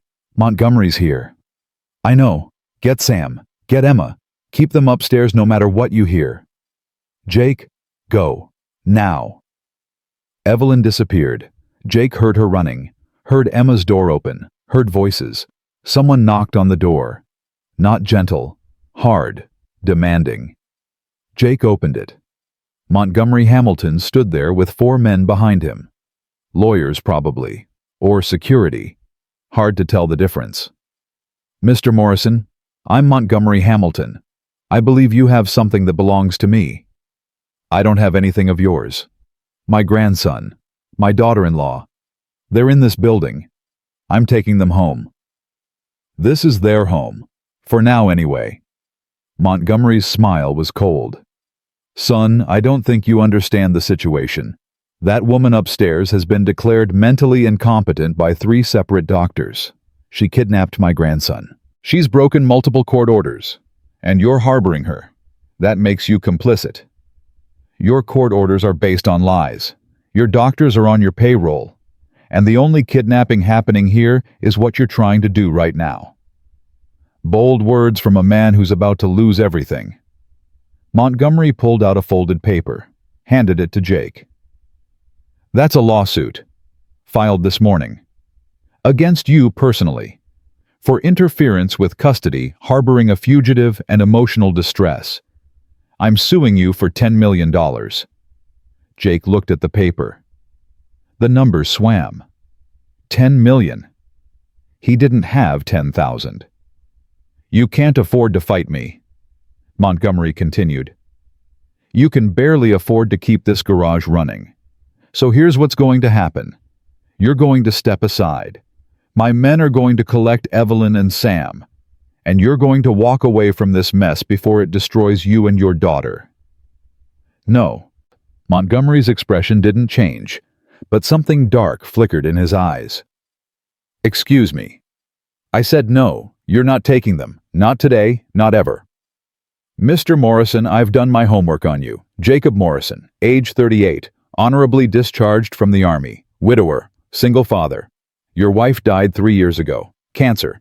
You've been struggling ever since. Business is failing. You're 6 months behind on property taxes. Your daughter sees a therapist twice a month because she still has nightmares about losing her mother. Montgomery's voice was clinical, precise. You're barely holding it together. And now you want to take on a legal battle that will bankrupt you, destroy what little stability you've managed to build for that child? Jake's hands clenched into fists. Get off my property. I'll leave when I have what I came for. Then you're not leaving. One of Montgomery's men stepped forward. Sir, we can handle this. No. Montgomery held up a hand. Mr. Morrison deserves to understand. He's confused. He thinks he's the hero in this story. Montgomery looked at Jake like he was studying a bug. But heroes need resources. They need power. They need leverage. You have none of those things. What you have is a misplaced sense of righteousness and a woman who's been lying to you. She hasn't lied about anything. Hasn't she? Did she tell you about the psychiatric evaluation? The one that found her delusional paranoid. Did she tell you she tried to drain $43 billion from family trusts without any oversight? Did she tell you she's been diagnosed with severe depression and has been off her medication for months? Those are lies, your lies. They're documented medical facts, signed by doctors, approved by judges. Tell me, Mr. Morrison, what makes you so certain you know better than trained professionals? Jake didn't have an answer for that, not one that would satisfy a man like Montgomery. I know what I've seen. I know Evelyn is scared. I know Sam is terrified of you. I know you sent men to grab them in the middle of the night. I sent security to protect my daughter-in-law from herself, to protect my grandson from a mother who's clearly in crisis. Montgomery's voice was so reasonable, so calm. That's what made it terrifying. And I'm prepared to do whatever it takes to ensure that boy's safety, even if it means destroying everyone who stands in my way. Then I guess you'll have to destroy me. Montgomery studied him for a long moment. All right then, have it your way. He turned to his men. Call Sheriff Davidson. Tell him we have a hostage situation, armed and dangerous. We need immediate assistance. Jake's blood ran cold. That's a lie. I'm not armed. I'm not holding anyone hostage. Aren't you? You're preventing me from executing a legal court order. You're keeping my grandson from his family. In Texas, that's close enough. Montgomery's smile was reptilian. Sheriff Davidson is an old friend. He'll understand the urgency. One of the men was already on the phone. Jake could hear him talking, hear him saying words like armed and unstable and child in danger. This was spinning out of control, fast. Jake stepped back inside, slammed the door, locked it. His hands were shaking so hard he could barely work the deadbolt. Tommy called again. Jake answered. They're saying you're armed. Are you armed? No, I don't even own a gun. Sarah hated guns. Doesn't matter. They're creating a narrative. By the time the sheriff gets there, every cop in the county will think you're dangerous. What do? You open the door. You let them see you're not a threat. You cooperate fully. And you let me handle the legal side. They'll take Sam. They'll take Evelyn. Probably. But if you resist, they'll arrest you. They'll take Emma. And then you can't help anyone. Jake wanted to put his fist through the wall. This isn't right. No, it's not. But it's reality. Montgomery has the system on his side. We need time for the court of public opinion to shift things. Right now, we need everyone to survive this." The phone went dead. Jake stood there, trapped in his own home. Outside, he could hear Montgomery talking to reporters, spinning the story, playing the worried grandfather. "My daughter-in-law is ill. She needs help. We're simply trying to ensure my grandson's safety. This man, Mr. Morrison, he means well, but he's been manipulated by someone who's not in her right mind." The reporters were eating it up. Cameras flashing, questions shouting. Montgomery had done this before, knew exactly how to play it. Footsteps on the stairs. Evelyn appeared with Sam. Emma was right behind them, holding Sam's hand. "Jake." Evelyn's voice was barely a whisper. "What's happening?" "Montgomery's outside. He's called the sheriff. He's saying I'm holding you hostage." "Oh, God." "He's going to take Sam, unless we give him up willingly." "No." Evelyn pulled Sam closer. "No, I won't let him. We might not have a choice." Emma was crying now, silent tears streaming down her face. "Dad, what's going to happen?" "I don't know, Princess. I don't know." Sam looked up at his mother. "Mom, is Grandpa going to take me away?" Evelyn couldn't answer, just held him tighter. Sirens in the distance, getting closer. Jake walked to the window, watched 3 sheriff's cruisers pull up, watched deputies get out, watched Montgomery talking to them, pointing at the garage, making hand gestures. The sheriff himself walked up to Jake's door, knocked. "Jake, it's Bill Davidson, open up, let's talk about this." Jake knew Bill, had fixed his patrol car half a dozen times. Bill was a good man, fair. But he was also Montgomery's friend. Had been for 30 years. Jake opened the door, hands visible, empty. "Bill." "Jake, what's going on here?" "Montgomery Hamilton is trying to kidnap his grandson. I'm trying to stop him." "That's not what he says. He says you're keeping them here against their will." "That's a lie. Ask Evelyn yourself." "I intend to." Bill looked past Jake. "Mrs. Hamilton, can you come down here, please?" Evelyn appeared at the top of the stairs. Sam was still clinging to her. "Mrs. Hamilton, are you here voluntarily?" "Yes." "Is Mr. Morrison holding you against your will?" "No, he's protecting us." "From what?" "From that man." Evelyn pointed at Montgomery. "He tried to have me committed. He sent men to drag me to a psychiatric facility. He's trying to take my son so he can control my inheritance." Bill looked uncomfortable. "Ma'am, I've seen the court orders. They say whatever Montgomery paid judges to say. None of it is true. I'm not crazy. I'm not unfit. I'm a mother trying to protect her child." Montgomery stepped forward. "Sheriff, as you can see, my daughter-in-law is clearly unwell. She's making wild accusations. She's paranoid, delusional. This is exactly why the court ordered a psychiatric evaluation." "I'm not delusional. I have evidence, documents, recordings, medical reports that prove fabrications, all of it." Montgomery's voice was so calm, so reasonable. "Evelyn has been unstable since her grandfather died. Her grief manifested as paranoia. She became convinced the family was trying to hurt her. It's tragic, really, but she needs help, professional help, not enablers like Mr. Morrison who feed into her delusions." Jake wanted to punch him, wanted to wipe that calm expression off his face, but that's exactly what Montgomery wanted. One wrong move and Jake would be arrested, would lose everything. Bill was looking between them, trying to decide. "Mrs. Hamilton, why don't you come down here? Let's talk. Just you and me. No Mr. Morrison. No Mr. Hamilton. Just us." Evelyn looked at Jake. He nodded. She came down slowly. Bill led her outside, away from Montgomery, away from Jake. They talked in low voices. Jake couldn't hear what they were saying. Emma grabbed his hand. "Dad, is Miss Grace coming back?"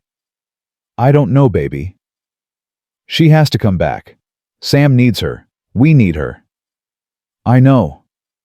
After 10 minutes, Bill came back inside. His face was grim. "Jake, I'm going to ask you to step aside." "Bill, I don't have a choice here. Montgomery has legal custody orders. Evelyn has been declared incompetent. Until a judge says otherwise, I have to enforce the orders. Those orders are fraudulent." "Maybe. But that's not for me to decide. That's for the courts. So you're just going to hand them over, hand a little boy over to a man who terrifies him?" Bill's jaw tightened. "I'm doing my job.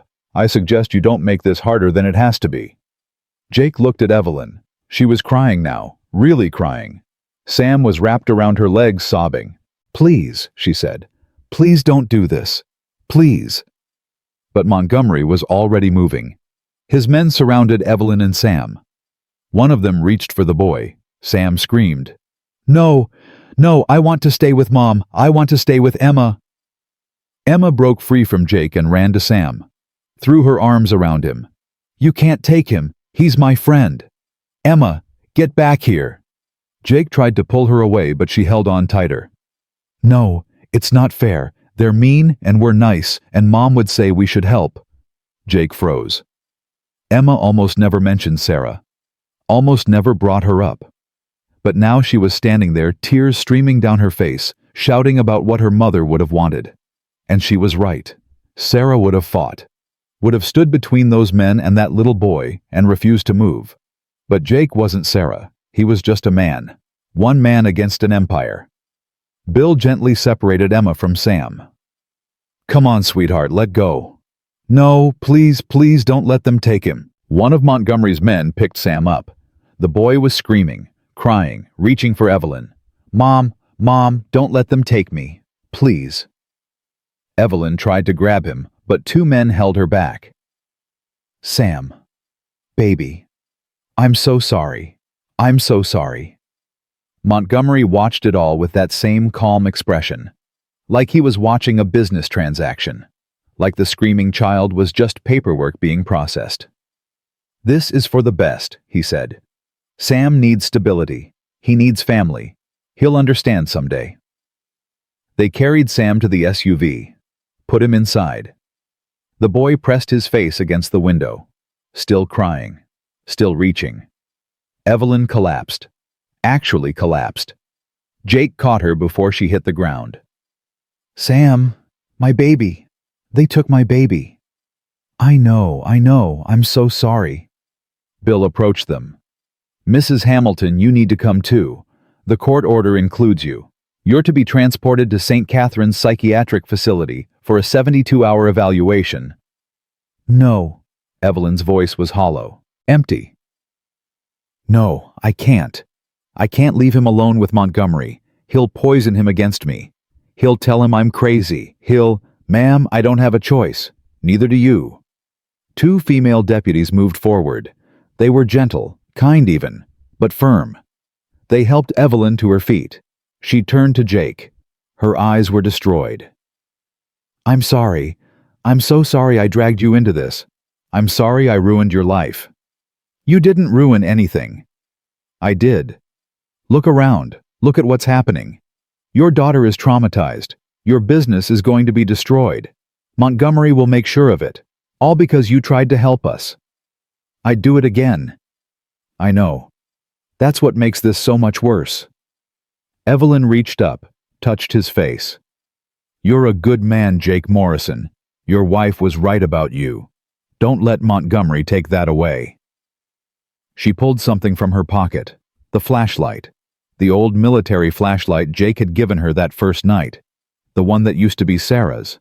"This belongs with you, with your family, with people who still know how to love." Jake's throat closed. "Evelyn, take care of Emma. Tell her I'm sorry. Tell Sam I'm sorry. Tell them both that sometimes the world is cruel, but there are still good people in it. People like you and your daughter." Her voice broke. "Tell them I love them." The deputies led her away. She didn't resist, just walked to the squad car like a ghost, like someone who'd already given up. Jake stood there holding the flashlight, watching them put Evelyn in the back seat. watching the SUV with Sam pull away first, watching the squad car with Evelyn follow. Emma was screaming, crying so hard she could barely breathe. Jake picked her up, held her, let her sob into his shoulder. "Dad, we have to do something. We have to save them." "I know, baby, I know." But he didn't know. Didn't know what to do. Didn't know how to fight this. Montgomery approached them, that calm expression still in place. "Mr. Morrison, I want you to understand something. I don't enjoy this. I don't take pleasure in it. But my family comes first, always. And I will do whatever is necessary to protect what's mine. That boy isn't yours. He's Evelyn's. Evelyn is sick, incompetent. She can't care for him. I can. I will." Montgomery straightened his tie. "And you're going to stay away. You're going to drop this crusade. You're going to forget you ever met them. Because if you don't, that lawsuit I mentioned, that's just the beginning. I will destroy you, your business, your reputation. I will make sure you lose everything, including that little girl you're holding. You threatening to take my daughter. I'm saying the court might question whether a man who consorts with mentally ill women and harbors fugitives is fit to raise a child, especially a child who's already emotionally fragile." Montgomery's smile was poisonous. "Think about it. Think about whether this fight is worth losing Emma." He walked away, got in his SUV, drove off with his convoy. The reporters swarmed, shouting questions, cameras flashing. Jake pushed through them, got inside, locked the door. Emma was still crying, still shaking. "Dad, we have to get them back. We have to." "I know, Princess, I know. Just let me think." But he couldn't think. His mind was white noise, static. Everything had fallen apart in less than an hour. His phone rang. "Tommy, I saw what happened. I'm coming over." "Don't bother, it's done. Montgomery won. He won a battle, not the war. We still have—" "He has Sam. He has Evelyn locked in a psych facility. He threatened to take Emma. We have nothing." "Jake, listen to me. This is not over. The media coverage is massive. People are on Evelyn's side. We can use that. We can—" "I can't risk Emma. You understand, I can't put my daughter through any more of this." "So what you're giving up?" Jake looked at Emma, at her red eyes, at the way she was shaking, at the flashlight in his hand that used to light Sarah's way in the dark. "I don't know. I don't know." He hung up, set the phone down, sat on the couch with Emma still in his arms. They sat there for a long time, not talking, just holding each other. The flashlight rested on the coffee table. Sarah's flashlight, now Evelyn's flashlight, now his again. He tried to turn it on. The button stuck, wouldn't click. The light was broken, just like everything else. Outside, the reporters finally started to leave. One by one, the story moving on. The next crisis already demanding attention. By evening, the street was empty, quiet, like none of it had ever happened. Emma had cried herself to sleep on Jake's lap. He carried her to bed, tucked her in, sat with her until he was sure she was really out. Then he went back downstairs, looked at the flashlight, looked at his empty house, looked at the garage where Evelyn had worked just yesterday, where Sam had played with Emma, where something like hope had been growing. All of it gone now, torn apart by a man with enough money to make the law whatever he wanted it to be. Jake picked up the flashlight, tried the button again, still broken. He set it on the counter next to the coffee maker, next to the mug Evelyn had used that morning, next to all the little pieces of a life that had briefly felt whole again. His phone buzzed, a text from an unknown number. Was anything real? Or was I just another mark? Jake stared at the words, felt anger rise in his chest, hot and bitter. Was anything real? The fear in Evelyn's eyes that first night, the way she'd held Sam, the way she'd kissed him, the way she'd looked at him like he was someone worth believing in. Was any of it real? Or had she just been using him? Using his grief. Using his need to be a hero. He didn't know. Couldn't know. Montgomery had planted the doubt, and now it was growing like poison. Jake threw the phone across the room. It hit the wall, didn't break, just clattered to the floor. He sank onto the couch, put his head in his hands, and for the first time in 3 years since Sarah's funeral, Jake Morrison let himself completely fall apart. Because maybe Montgomery was right. Maybe he wasn't a hero.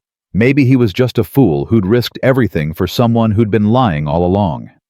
The flashlight sat on the counter, dark, broken, useless, just like Jake felt. 3 days passed like a nightmare Jake couldn't wake up from. Emma stopped talking. Just stopped. She'd get up, get dressed, eat breakfast if Jake forced her to, then sit on her bed staring at nothing. The therapist said it was shock, said to give her time. But time wasn't fixing anything. Time was just making it worse. The garage was empty. Nobody wanted their cars fixed by the guy who'd been all over the news. The guy Montgomery Hamilton had called dangerous, unstable. A man who consorted with mentally ill women. Jake's phone rang constantly. Reporters, lawyers, people with opinions. He stopped answering. Let it all go to voicemail. What was the point? Tommy came by on the second day. Brought food Jake didn't eat. Talked about appeals and public pressure and fighting back. Jake listened without hearing. When Tommy finally left, he said something that stuck. Sarah would be ashamed of you right now. Jake should have been angry, should have thrown Tommy out. Instead, he just nodded. Because Tommy was right. Sarah would have been ashamed. She'd raised him better than this, taught him better than this. But knowing, it didn't change anything. On the third night, Jake tried to fix the flashlight. Sat at his workbench in the garage with tools spread out. Unscrewed the base, checked the batteries, cleaned the contacts. Nothing worked. The button was jammed, the bulb was blown. The whole thing was just broken, kind of like him. He was about to throw it in the trash when Emma appeared in the doorway. First time she'd left her room in hours. Don't. Her voice was so small, so fragile. Don't what, princess? Don't throw it away. It was Mom's and Miss Grace's. You can't throw it away. Jake set the flashlight down. It's broken, Em. Can't fix it. Everything's broken. Emma's eyes filled with tears. But we don't throw people away when they're broken. Mom used to say that. Remember? Jake did remember. Sarah had said it about him after he came back from Afghanistan with nightmares and shakes. Said it about her sister, who struggled with addiction. Said it about everyone she'd ever loved who'd been damaged by life. You're right. I'm sorry. Emma walked over, picked up the flashlight, held it like it was precious. Miss Grace gave this back to you because she wanted you to remember. Remember that you're a good person, that we helped them even when it was hard. We didn't help them. Montgomery took them. We lost. We tried, though. That's what matters. Emma looked at him with those two old eyes. Mom would say trying is what makes you brave, not winning. Jake pulled her into a hug, felt her shake against him. When did you get so smart? I've always been smart. You just don't notice because you're sad all the time. That hurt. Hurt because it was true. I'm sorry, Em. I'm sorry I've been sad. I'm sorry I dragged you into this mess. I'm sorry. Stop saying sorry. Start doing something. Emma pulled back. We have to get them back, Dad. Sam's probably so scared. And Miss Grace is locked up with doctors who think she's crazy even though she's not. We have to help them. I don't know how. Then figure it out. You're the grown-up. She left. Took the flashlight with her. Left Jake sitting in his garage feeling like the world's biggest failure. On the fourth day, Mrs. Chen called. Said her Buick was making that noise again. Could Jake take a look? It was the first work call in days. Jake said yes because he needed something to do, needed to feel useful at something. The Buick was easy. Loose belt, 20-minute fix. He was sliding out from under the car when his phone rang. Tommy's name flashed on the screen. Jake almost didn't answer, almost let it go to voicemail like all the others. But something made him pick up. What? She's getting out. Jake sat up so fast he hit his head on the undercarriage. What? Evelyn, St. Catherine's is releasing her. The 72-hour hold is up and they can't legally keep her longer. She's being released this afternoon. But Montgomery said, Montgomery doesn't own the psychiatric facility. They did their evaluation, found her completely competent. Actually, the doctor's report says she shows no signs of delusion or paranoia, just severe stress and trauma consistent with abuse. Jake's heart was hammering. So she was telling the truth. About everything. Yeah, she was. And now we have medical proof. An independent evaluation that contradicts Montgomery's doctors. Tommy's voice was electric. This changes everything, Jake. This gives us ammunition. We can file for emergency custody. We can prove Montgomery's court orders were based on fraudulent evidence. Where is she? Where's Evelyn going when they release her? I don't know. She doesn't have anywhere to go. Can't go back to Houston. Can't access her money. She's basically homeless. Tell her to come here. Jake. Tell her. She comes here. We figure out the next move together. Are you sure? After what Montgomery said about Emma about taking her? Jake thought about his daughter. About her holding that broken flashlight. About her saying trying is what makes you brave. I'm sure. Tell Evelyn she has a home here as long as she needs it. Tommy was quiet for a moment. Okay. I'll let her know. But Jake Montgomery's not going to like this. He's going to come at you even harder. Let him come. I'm done running scared. Jake hung up, looked at the Buick, at the garage, at the life he'd been trying to hold together with duct tape and denial. Time to stop hiding. Time to fight. He was reaching for his wrench when everything went wrong. The jack slipped. Just slipped. 1 second it was solid under the Buick, the next it was falling. The car came down. Fast. Heavy. Jake tried to roll out, but he wasn't fast enough. The weight hit his leg. Crushing. Exploding pain shot through him. He screamed. Tried to push the car off but couldn't get leverage. Couldn't breathe. Couldn't think. Emma. His voice came out weak. Wrong. Emma. Nothing. She was upstairs with headphones on. Couldn't hear him. Jake's vision started to blur. The pain was everything, all-consuming. He could feel his leg being destroyed, bones breaking, blood pooling. He was going to die here, on the floor of his own garage, under Mrs. Chen's Buick. Sarah's face flashed in his mind, the way she'd looked at the end, pale and thin but still smiling, still telling him to be strong, to take care of Emma, to keep living. I'm sorry, he whispered. I'm so sorry I couldn't. His phone was ringing, somewhere near his hand. He couldn't see it through the haze of pain, but he could hear it. He reached, fingers brushing the screen. Hit something. Didn't know what. Dad. Emma's voice, through the phone. She must have been calling from upstairs. Emma. His voice was barely there. Garage. Help. Dad. What's wrong? Dad. He heard her running, heard her footsteps pounding down the stairs. Then she was there. Screaming. Crying. Dad. Oh God. Dad. What do I do? What do I do? Call 911. Call Tommy.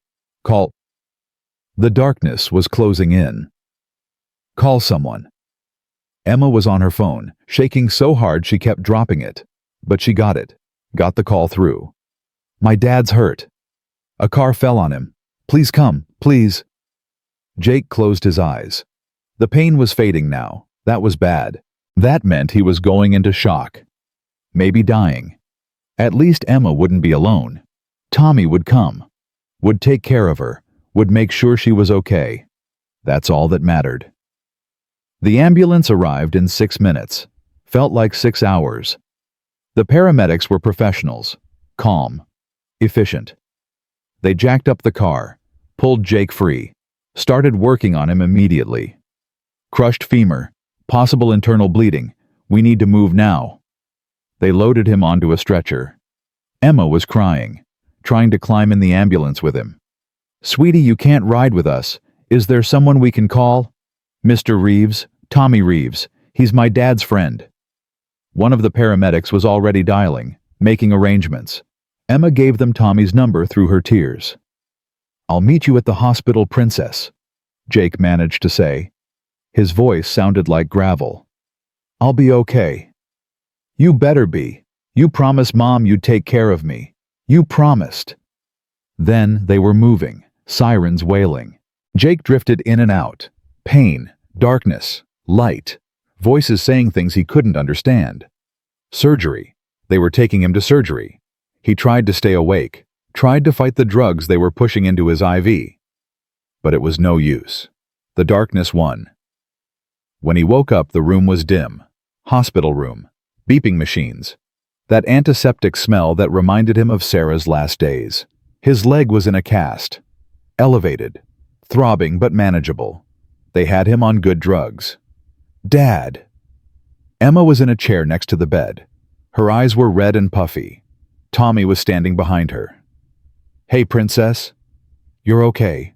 The doctor said you're okay." Emma grabbed his hand, held it like she'd never let go. "Your leg is broken. Really broken. But you're alive. You're okay." "Yeah, I'm okay." Jake looked at Tommy. "How long was I out?" 6 hours. Surgery went well. They put pins in. Said you'll walk again, but it'll take time. Physical therapy. Lots of it." "Emma called you." "She did. She was very brave. Called 911, called me, held it together until help arrived. Then she fell apart. But that's allowed." Tommy squeezed Emma's shoulder. "She also called someone else." "Who?" The door opened. A woman walked in. For a second, Jake thought the drugs were making him hallucinate. But no, she was real. Evelyn. She looked different. Thinner. Paler. Hair pulled back. Wearing jeans and a t-shirt someone must have given her. But her eyes were clear. Focused. Alive. "When Emma called and said you were hurt," she said quietly, nothing else mattered. Jake couldn't speak, just stared at her. At this woman he'd thought he'd lost. At this woman who'd walked away 3 days ago like she was already gone. Emma stood up. "Miss Grace came as soon as I told her. She drove really fast, and she's been here for 2 hours waiting for you to wake up." Evelyn moved closer to the bed. "I heard about the accident. Heard you were in surgery. I couldn't stay away, even though I probably should have. Even though Montgomery will use this against us." "How did you get here?" "Tommy picked me up from St. Catherine's, brought me straight here." She sat down in the chair Emma had vacated. "I had to see you. Had to make sure you were okay." "Why?" The question hung in the air. Emma and Tommy quietly slipped out of the room, giving them privacy. "Because you saved my life," Evelyn said simply. "You and Emma both. You took us in when we had nothing. You fought for us when no one else would. You stood up to Montgomery Hamilton, even though you knew it would cost you everything." Her voice broke. "And I never even told you the whole truth." "What truth?" Evelyn took a breath. "The bruises. You asked me once where they came from. I said my husband's family. That was true, but not complete. They didn't come from Ethan. My husband was cruel, but he never hit me. The bruises came from Montgomery's men. His security team." Jake's jaw tightened. "Why?" "Because I was going to expose them. Not just donate my inheritance. I was going to release documents, proof of illegal drilling, environmental violations, bribes, everything the Hamilton family had done for decades, everything my grandfather had hidden before he died." Evelyn's hands were shaking. I wasn't just running from wealth, Jake. I was running from corruption. From a family that's poisoned the land and the people for profit. And when Montgomery found out, he tried to stop me. Violently. Jesus. I have the documents. Everything. On a hard drive hidden in a storage unit in Dallas. That's what this is really about. Not Sam. Not my mental health. Control. Montgomery needs to control me so I can't release that information. So I can't destroy everything he's built. Jake processed this. That's why he's so desperate. That's why he's throwing everything at you. Yes. And now I've dragged you into it. Put you and Emma at risk. Almost got you killed under a car. Tears were streaming down her face now. I'm so sorry, Jake. I'm so sorry I brought this to your door. I should have kept running, should have never stopped here. But you did stop, and we helped, and I'd do it again. Why? Why would you risk everything for us? Jake thought about it, about Sarah, about the promises he'd made, about the man he wanted to be. Because 3 years ago, I couldn't save the person I loved most. I had to watch her die slowly while I stood by helpless. Couldn't fix it. Couldn't stop it. Couldn't do a damn thing except hold her hand.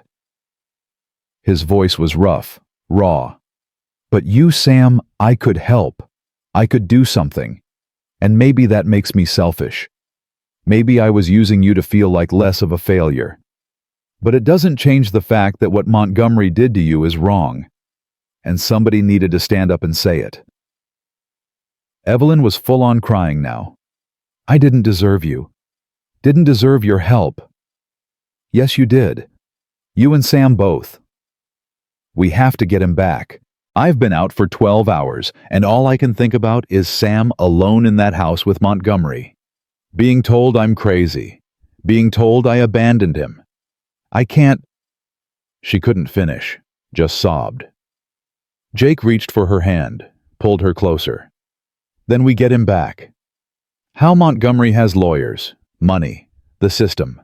Yeah, but we have the truth. And Tommy says the psychiatric evaluation proves you're competent, that you were telling the truth all along. That just means Montgomery will file different paperwork, find different doctors, different judges. He won't stop. Neither will we. Jake squeezed her hand. You said you have documents, proof of what Hamilton Oil has done. We use that. We go public. We show the world exactly what kind of man Montgomery Hamilton really is.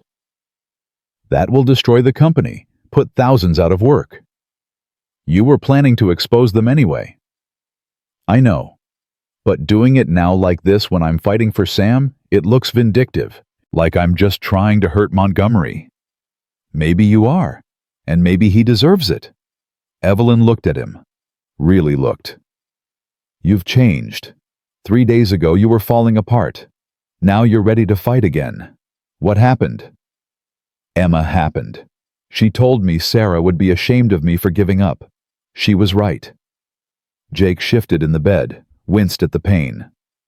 And lying under that car thinking I was going to die, I realized I couldn't go out like that. Couldn't leave Emma thinking her dad was a quitter. So yeah, I'm ready to fight. Question is, are you...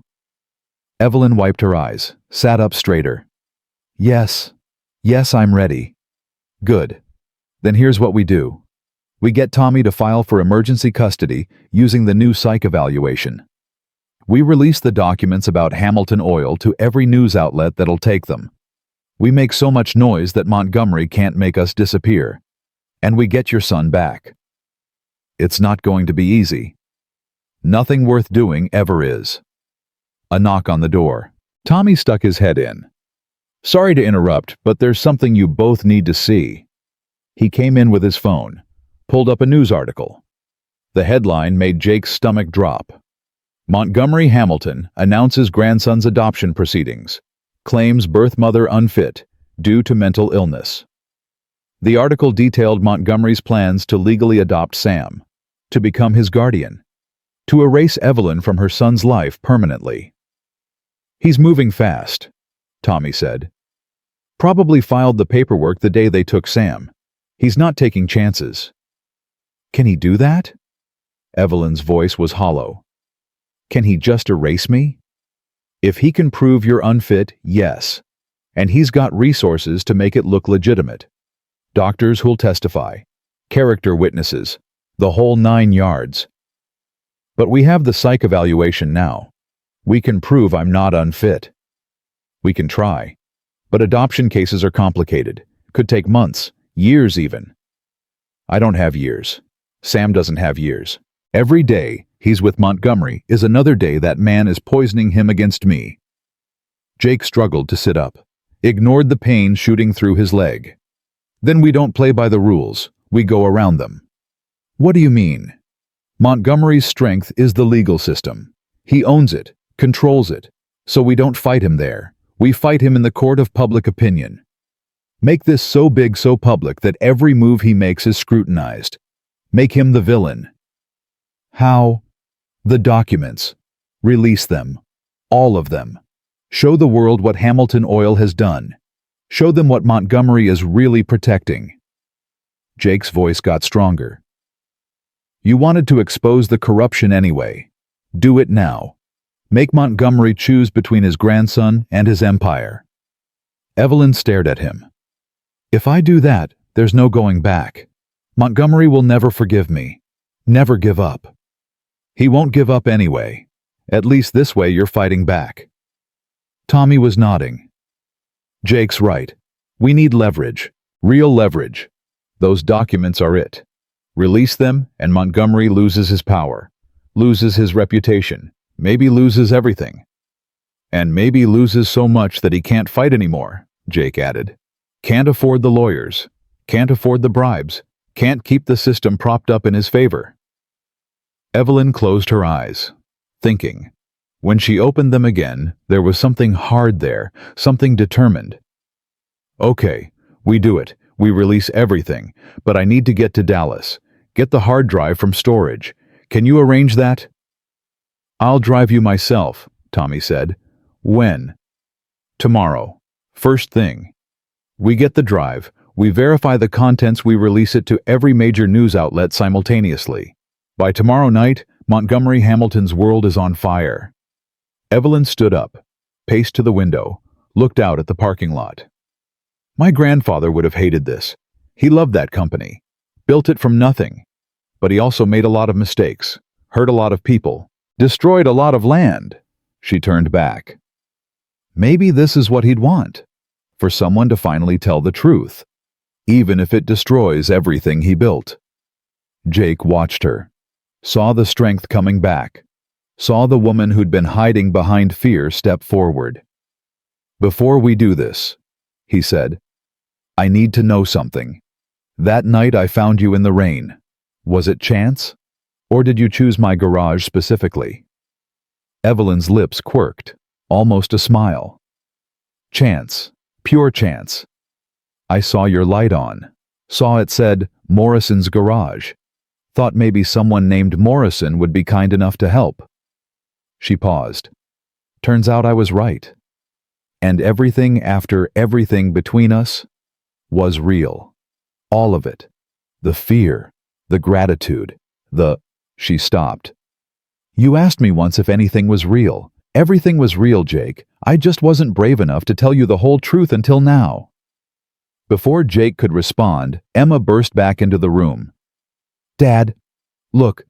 She was holding the flashlight, the broken one. But it wasn't broken anymore. Light was shining from it, bright and steady. How? Jake stared. That was busted. I tried to fix it. Couldn't. Evelyn took the flashlight from Emma, turned it over in her hands. I fixed it. While you were in surgery. Needed something to do with my hands, so I wouldn't go crazy thinking about you dying. So I took it apart, found the problem, replaced the bulb, cleaned the connections, put it back together. She handed it to Jake. Some lights are worth fixing, even when they seem broken beyond repair. Jake held the flashlight, felt its weight, felt the warmth from the bulb.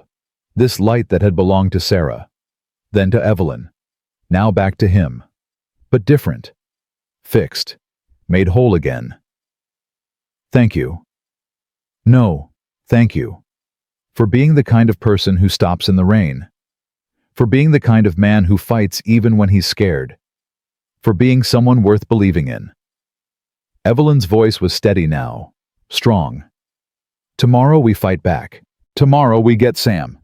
Tomorrow we show Montgomery Hamilton that he picked the wrong family to destroy. Jake nodded. Tomorrow.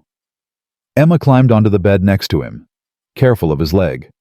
We're going to win, right, Dad? We're going to get Sam back, and Miss Grace is going to be okay, and we're all going to be together. Jake looked at his daughter, at her hope, at her trust that her father could fix this. Then he looked at Evelyn standing by the window with that determined set to her shoulders, at Tommy making notes on his phone about tomorrow's plan. Yeah, Princess. We're going to win. He didn't know if it was true. Didn't know if they stood a chance against Montgomery's money and power and corruption.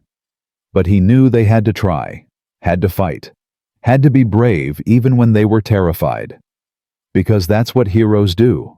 Not because they're sure they'll win, but because giving up isn't an option. Because some fights are worth having even if you lose.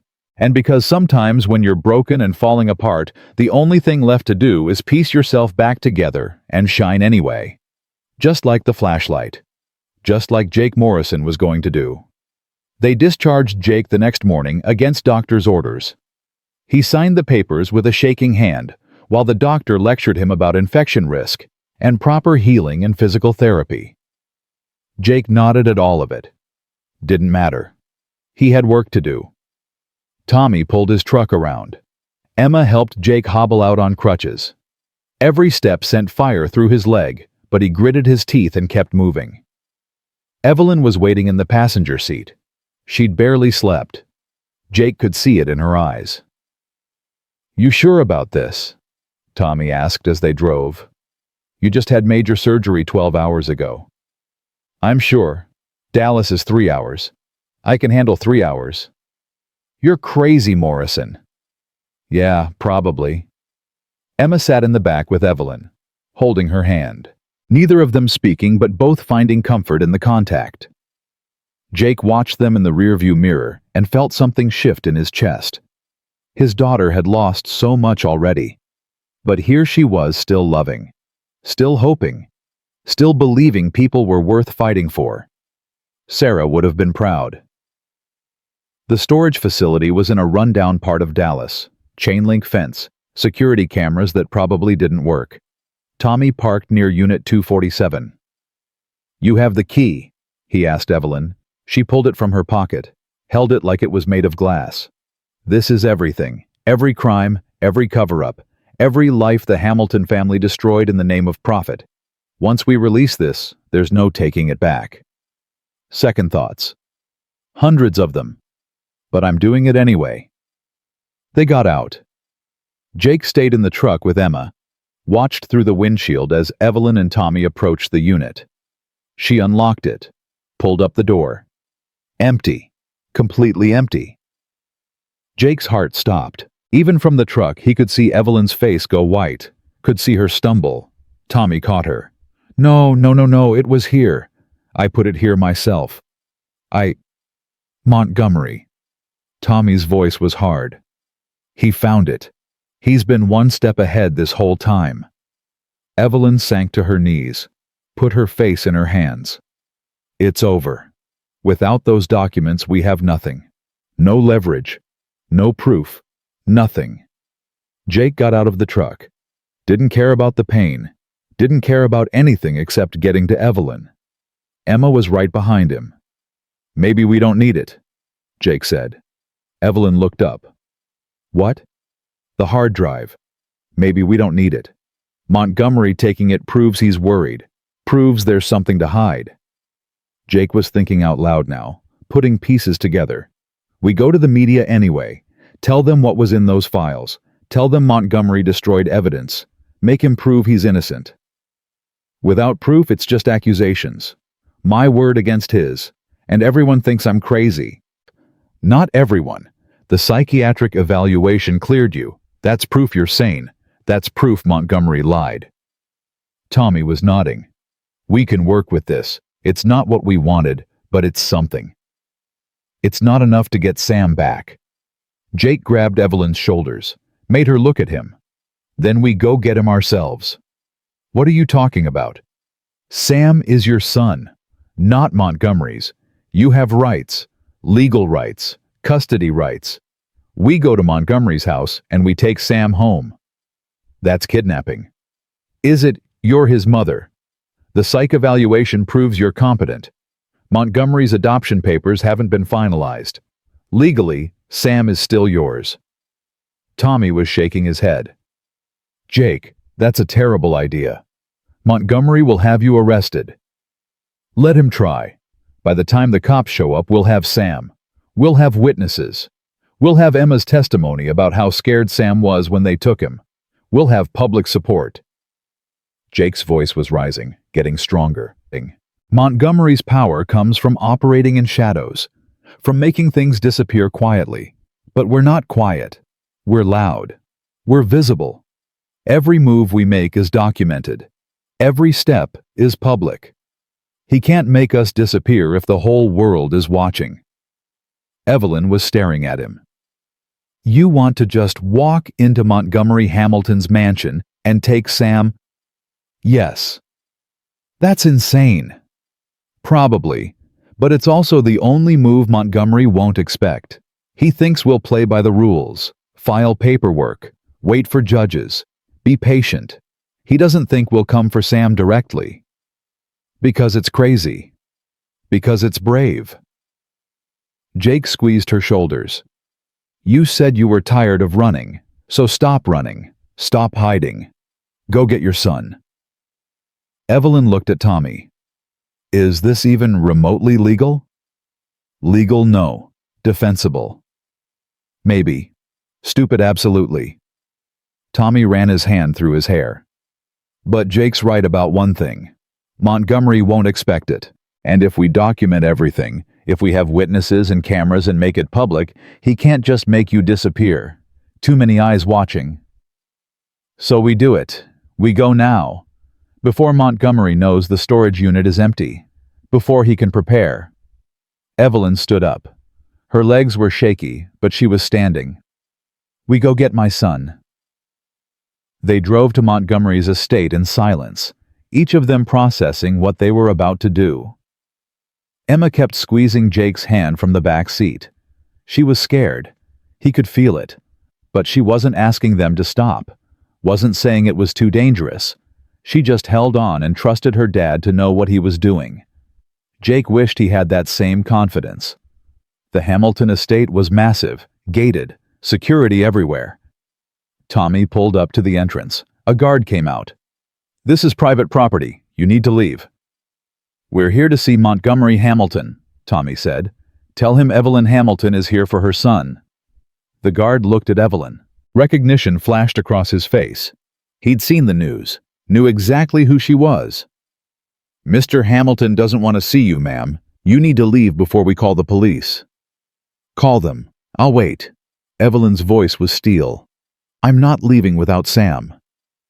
The guard spoke into his radio, waited. After a moment, the gates opened.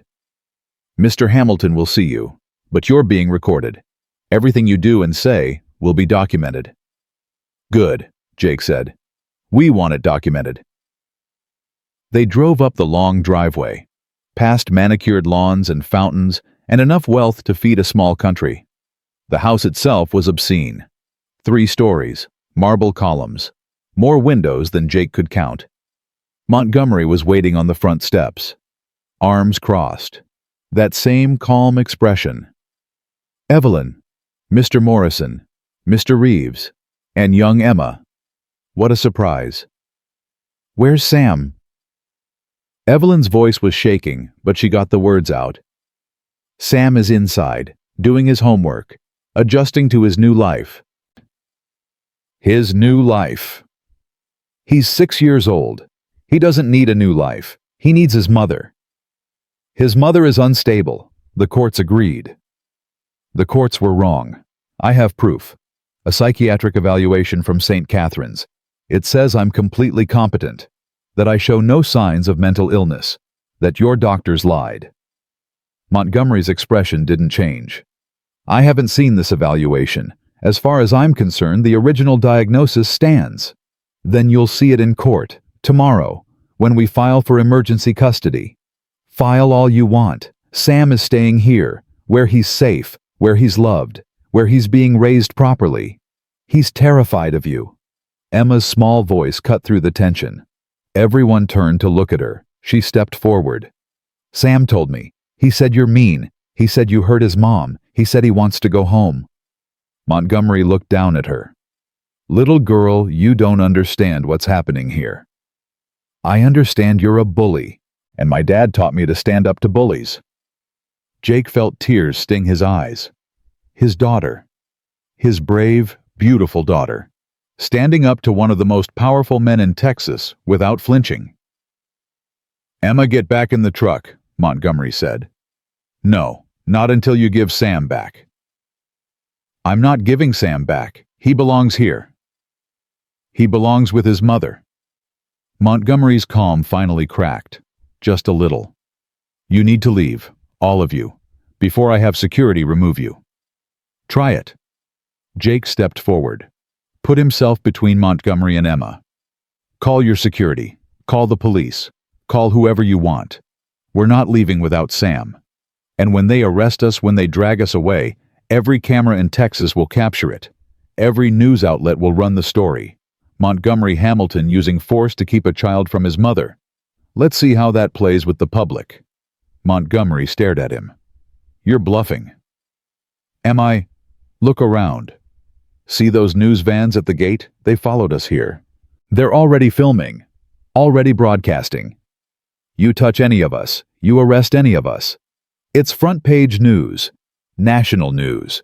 The billionaire tyrant tearing a family apart. For the first time, Jake saw uncertainty in Montgomery's eyes. Saw him calculate. Saw him realize he was trapped. Sam is staying here. That's final. Then we'll wait. Evelyn sat down on the steps. Right here, until you let me see my son. Hours, days, however long it takes. And the cameras will capture every moment. Every minute you keep me from Sam. We'll see who the public believes. The mother or the billionaire. Montgomery's jaw tightened. You're making a mistake. The only mistake I made was not fighting you sooner. They sat there. All of them. Jake lowered himself onto the steps despite the pain screaming through his leg. Emma sat next to him. Tommy stood behind them. Evelyn front and center, staring at the door like she could will it to open.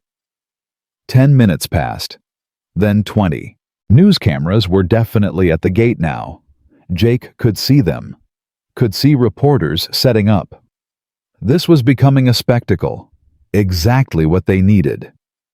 At 30 minutes, the front door opened. A woman in a maid's uniform came out. She looked nervous.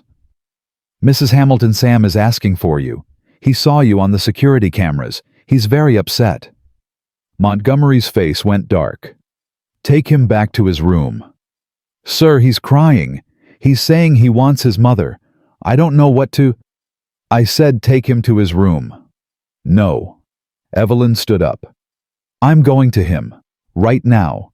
And if you try to stop me, if you lay one hand on me, those cameras will capture it. You'll be finished. Montgomery opened his mouth, closed it. He was cornered, and he knew it. Every move he made was wrong. Every word was ammunition. 5 minutes. You get 5 minutes with him, then you leave. No deal. I see Sam. We talk. And if he wants to leave with me, he leaves. That's how this works. He's 6 years old. He doesn't get to decide. He's 6 years old. He doesn't deserve to be a pawn in your game. Evelyn walked toward the door. Montgomery moved to block her. She stopped. I'm going to my son. You can either step aside, or you can physically assault me in front of witnesses and cameras. Your choice. The standoff lasted 10 seconds. 10 seconds that felt like an hour. Then Montgomery stepped aside. Evelyn went inside. Jake started to follow, but Tommy grabbed his arm. Let her do this. She needs to do this alone. They waited. Emma was crying softly. Jake put his arm around her, held her close. From inside the house they heard it. A child's voice, screaming with joy. Mom, Mom, you came back. You came back for me. Then Sam came running out. He hit Evelyn so hard they both almost fell. He was sobbing, laughing, holding on to her like she might disappear. I knew you'd come. I told Grandpa you'd come. I told him you always keep your promises. Evelyn was crying too, full body sobs. I'm here, baby. I'm here. Mommy's here. Can we go home? Can we go back to Mr. Jake's house? Can Emma come, please? Yes, we're going home. Montgomery stepped forward. No, you're not. Sam stays here. Sam looked at his grandfather. There was no love in that look, just fear. I don't want to stay here. I want my mom. I want Emma. I want to go home. Sam, your mother is sick. She needs help. You're safer here with me. You're mean. You said bad things about Mom. You said she was crazy, but she's not. She's the best mom in the whole world. Sam's little voice was defiant, brave. And Mr. Jake is nice. And Emma is my friend. And you're just mean. Sam, I hate you. The words exploded out of the boy. I hate you, and I want my mom. The cameras at the gate were capturing everything. Audio, video, a 6-year-old telling his grandfather he hated him, choosing his mother over billions of dollars. Montgomery's face had gone pale. You don't mean that. You don't mean. I do mean it. You're a bad person. Mr. Jake said bad people try to make good people scared. But I'm not scared of you anymore. Emma ran up the steps, grabbed Sam's hand. Come on, let's go home. Okay. Just like that. Just that simple. 2 kids holding hands, walking toward the truck. Evelyn followed. Then Tommy. Then Jake limping on his crutches. Montgomery didn't move, just stood there, watching everything he'd tried to control slip away, watching his grandson choose love over money, choose kindness over power. This isn't over, he called out. I'll file papers, get injunctions. You won't get away with this. Evelyn turned back. File whatever you want. The truth is out now. Everyone saw Sam choose me. Everyone saw him say he wants to leave. You can fight it in court, but you've already lost where it matters. You've lost Sam's heart. They got in the truck. Tommy started the engine. As they pulled away, Jake looked back. Montgomery was still standing there, looking smaller somehow, like a man who'd finally realized money couldn't buy everything. The drive back to Millbrook was loud. Sam and Emma talking over each other, telling stories, making plans. Sam asking if he could stay forever. Emma saying yes before anyone else could answer. Evelyn just held her son, couldn't stop touching him, his hair, his face, like she needed to confirm he was real, that this was really happening. Thank you, she said quietly to Jake. Thank you for being crazy enough to believe we could do this. We're not done yet. Montgomery will come after us. He'll use every resource he has. Let him. I'm not running anymore. I'm done being afraid. When they got back to Millbrook, the street was packed again. News crews, reporters, people from town who'd seen the coverage and come to show support. Mrs. Chen was there with a casserole. The pastor from the church Sarah used to attend. Even old Mr. Peterson. You did good, Jake, Peterson said. Real good. That little boy belongs with his mama. Everyone can see that. The next few weeks were chaos. Montgomery did file papers, did try to fight, but public opinion had shifted. The video of Sam saying he hated his grandfather went viral. Millions of views. Thousands of comments supporting Evelyn, supporting Jake, supporting the small-town mechanic who'd stood up to a billionaire. Tommy filed countersuits. Emergency custody hearing. Restraining order against Montgomery. And slowly, painfully, the legal system started to work. Started to side with Evelyn. Started to see through Montgomery's lies. The psychiatric evaluation helped. So did witness testimony. So did Sam's own words recorded and played for the judge. A 6-year-old saying he felt safe with his mother, felt loved, felt happy. 3 months later, the judge ruled. Full custody to Evelyn, supervised visitation only for Montgomery, and an investigation into the fraudulent psychiatric evaluation that had started everything. Montgomery appealed. Of course he did, but his lawyers were already abandoning him. His reputation was destroyed. His company was facing investigations. Everything was falling apart. Jake's leg healed slowly. Physical therapy 3 times a week. Learning to walk again. Learning to trust his body again. Evelyn was there for every session, encouraging him, pushing him, refusing to let him quit. "You didn't let me quit," she said. "I'm not letting you quit either." Emma and Sam were inseparable. School, homework, playing in the garage. They'd created their own little world where adults couldn't hurt them, where everything was safe and simple and good. One night, 6 months after it all started, Jake found Evelyn in the garage. She was looking at the books, the ledgers, the business that had barely survived. "I have an idea," she said. "Yeah. The court finally gave me access to my accounts, to my inheritance. All $43 billion. She turned to look at him. "I still want to give most of it away. Environmental causes, education, all the things Montgomery would have hated. But I want to keep some, enough to start something new." "Like what?" "Morrison and Hamilton Community Garage, a repair shop that also trains people, teaches them skills, gives them second chances. Like you gave me and Sam a second chance." Jake stared at her. "You want to go into business with me?" "I want to build something good with someone good. I want to show Sam that wealth can be used for kindness, that power can be used to help instead of hurt." She stepped closer. "And I want to do it with you, if you'll have me. Evelyn, I love you." The words came out soft. "Sure. I've loved you since that first night when you pulled us out of the rain and gave us hope. Since you stood up to Montgomery even though you were terrified. Since you showed me what courage really looks like."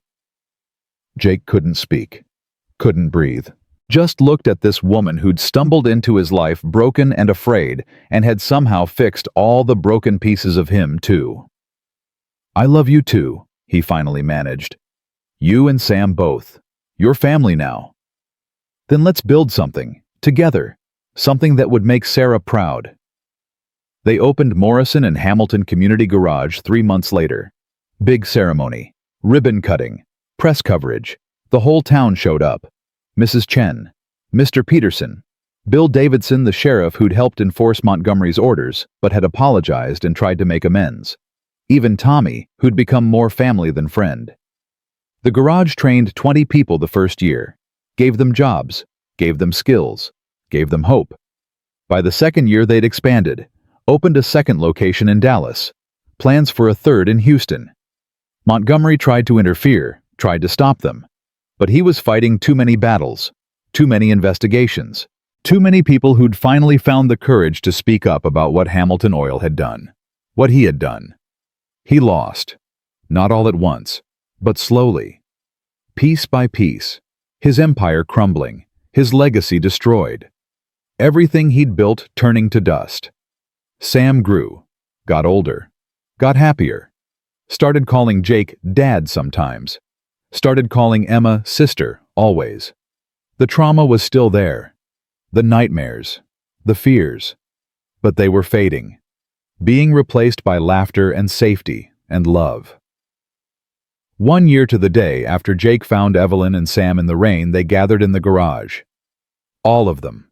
Jake, Evelyn, Emma, Sam, Tommy, Mrs. Chen, everyone who'd fought, everyone who'd believed, everyone who'd refused to give up. Jake held up the flashlight. Sarah's flashlight. The one Evelyn had fixed when everything seemed broken. "My wife used to say something. She said people are like lights. Sometimes we burn out. Sometimes we break. But that doesn't mean we're done. That doesn't mean we're worthless. It just means we need someone to help us shine again. He clicked the flashlight on. The beam was steady, strong, bright enough to push back the darkness. A year ago, I was broken, living half a life, going through motions. Then Evelyn and Sam showed up. And somehow, in helping them, I helped myself. We all helped each other. Put the broken pieces back together. Learned to shine again. Emma grabbed Sam's hand. He was crying. Happy tears this time. We're not perfect, Jake continued. We've still got scars. Still got bad days. Still got fears. But we're together. We're family. And that's enough. Evelyn stepped forward, took the flashlight from him. My grandfather used to say the Hamilton family built Texas, built an empire. But he was wrong. Empires aren't built with money or oil or power. They're built with love, with kindness, with people who refuse to give up on each other. She looked at Sam, at Emma, at Jake. This, right here. Right. This is an empire, and it's worth more than $43 billion could ever buy. She clicked the flashlight off, then on again, off, on, like a heartbeat, like a pulse, like proof that broken things could be fixed, that darkness could be pushed back. That hope was always possible. Outside, fireflies were starting to appear. Dozens of them. Hundreds. Dancing in the warm Texas twilight. Emma and Sam ran out to chase them, their laughter echoing across the empty lot that would soon be filled with more garages, more training centers, more chances. Jake stood next to Evelyn, watched their kids play, felt her hand slip into his. Sarah would have liked you, he said. I wish I could have met her. You did, in a way. Everything good about me, everything worth saving she put there. She made me the kind of man who stops in the rain, who helps strangers, who believes people are worth fighting for. Then I'm grateful to her, for making you, for loving you, for leaving behind someone Emma could be proud of. They stood there in the doorway, the flashlight between them, still glowing, still pushing back the dark. And for the first time in years, Jake felt something he'd forgotten how to feel. Something he'd thought died with Sarah in that bedroom 3 years ago. Peace. Not happiness. Not yet. But peace. The knowledge that he'd kept his promises, that he'd stayed true to who he was, that he'd helped someone who needed it even when it cost him everything. That he'd been the kind of father Emma deserved, the kind of man Sarah believed he could be, the kind of person who made the world a little bit better just by refusing to look away from someone else's pain. Montgomery tried one last time, filed one last lawsuit, made one last desperate play for Sam, but the judge threw it out, told Montgomery his time was done, told him to leave the boy alone, told him that money didn't equal love and power didn't equal family. Montgomery didn't appear at the courthouse, sent his lawyers instead. But everyone knew. He'd lost. Really lost. Everything that mattered. The Hamilton Empire continued to fall. Investigations revealed decades of corruption, environmental violations, bribes, everything Evelyn had tried to expose. Her grandfather's hard drive might have been stolen, but the truth came out anyway. Truth always did eventually. Some people said Montgomery died a broken man. Others said he just disappeared. Took what money he had left and vanished. Left Texas behind. Left his legacy in ruins. Jake didn't care either way. Montgomery was gone. That's all that mattered. 2 years after that rainy night, Morrison and Hamilton Community Garage had trained over 200 people, had opened 5 locations across Texas, was planning to expand nationally. Evelyn's $43 billion wisely invested, carefully distributed was changing lives, building futures, creating hope. And every single garage, every single location had the same thing on the front desk. A flashlight, sometimes old, sometimes new, but always there, always ready, A reminder that even in the darkest moments, even when everything seems broken, there's always light, always hope, always a chance to shine again. Emma was 12 now. Sam was 8. They still chased fireflies on summer nights. Still told stories. Still believed in happy endings because they were living one. Jake's leg had healed well enough. He'd always limp a little. Always feel it when storms were coming. But he could walk. Could work. Could be there for his family. That was enough. And Evelyn. Beautiful, strong, fierce Evelyn, who'd shown up broken and had somehow fixed everyone around her in the process of healing herself. She stood next to Jake every day, building, creating, loving.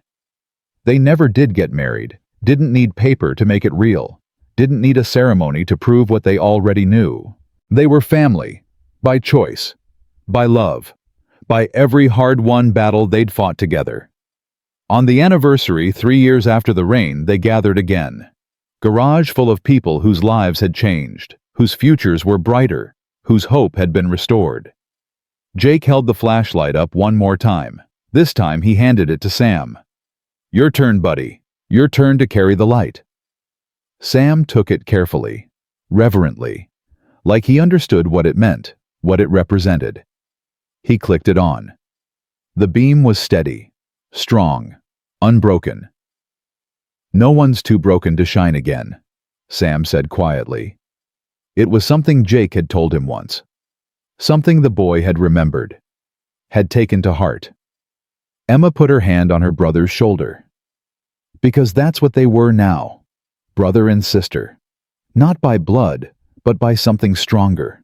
By love, by choice, by the family they'd built from broken pieces. "No one's too broken," Emma agreed. "And no one fights alone." The flashlight blazed in the darkness, small but powerful. Proof that light always wins in the end. That love always matters. That kindness is never wasted. That sometimes the best families are the ones you find in the rain on your darkest night. The ones you build from nothing. The ones you fight for with everything you have. And that's enough. More than enough. That's everything.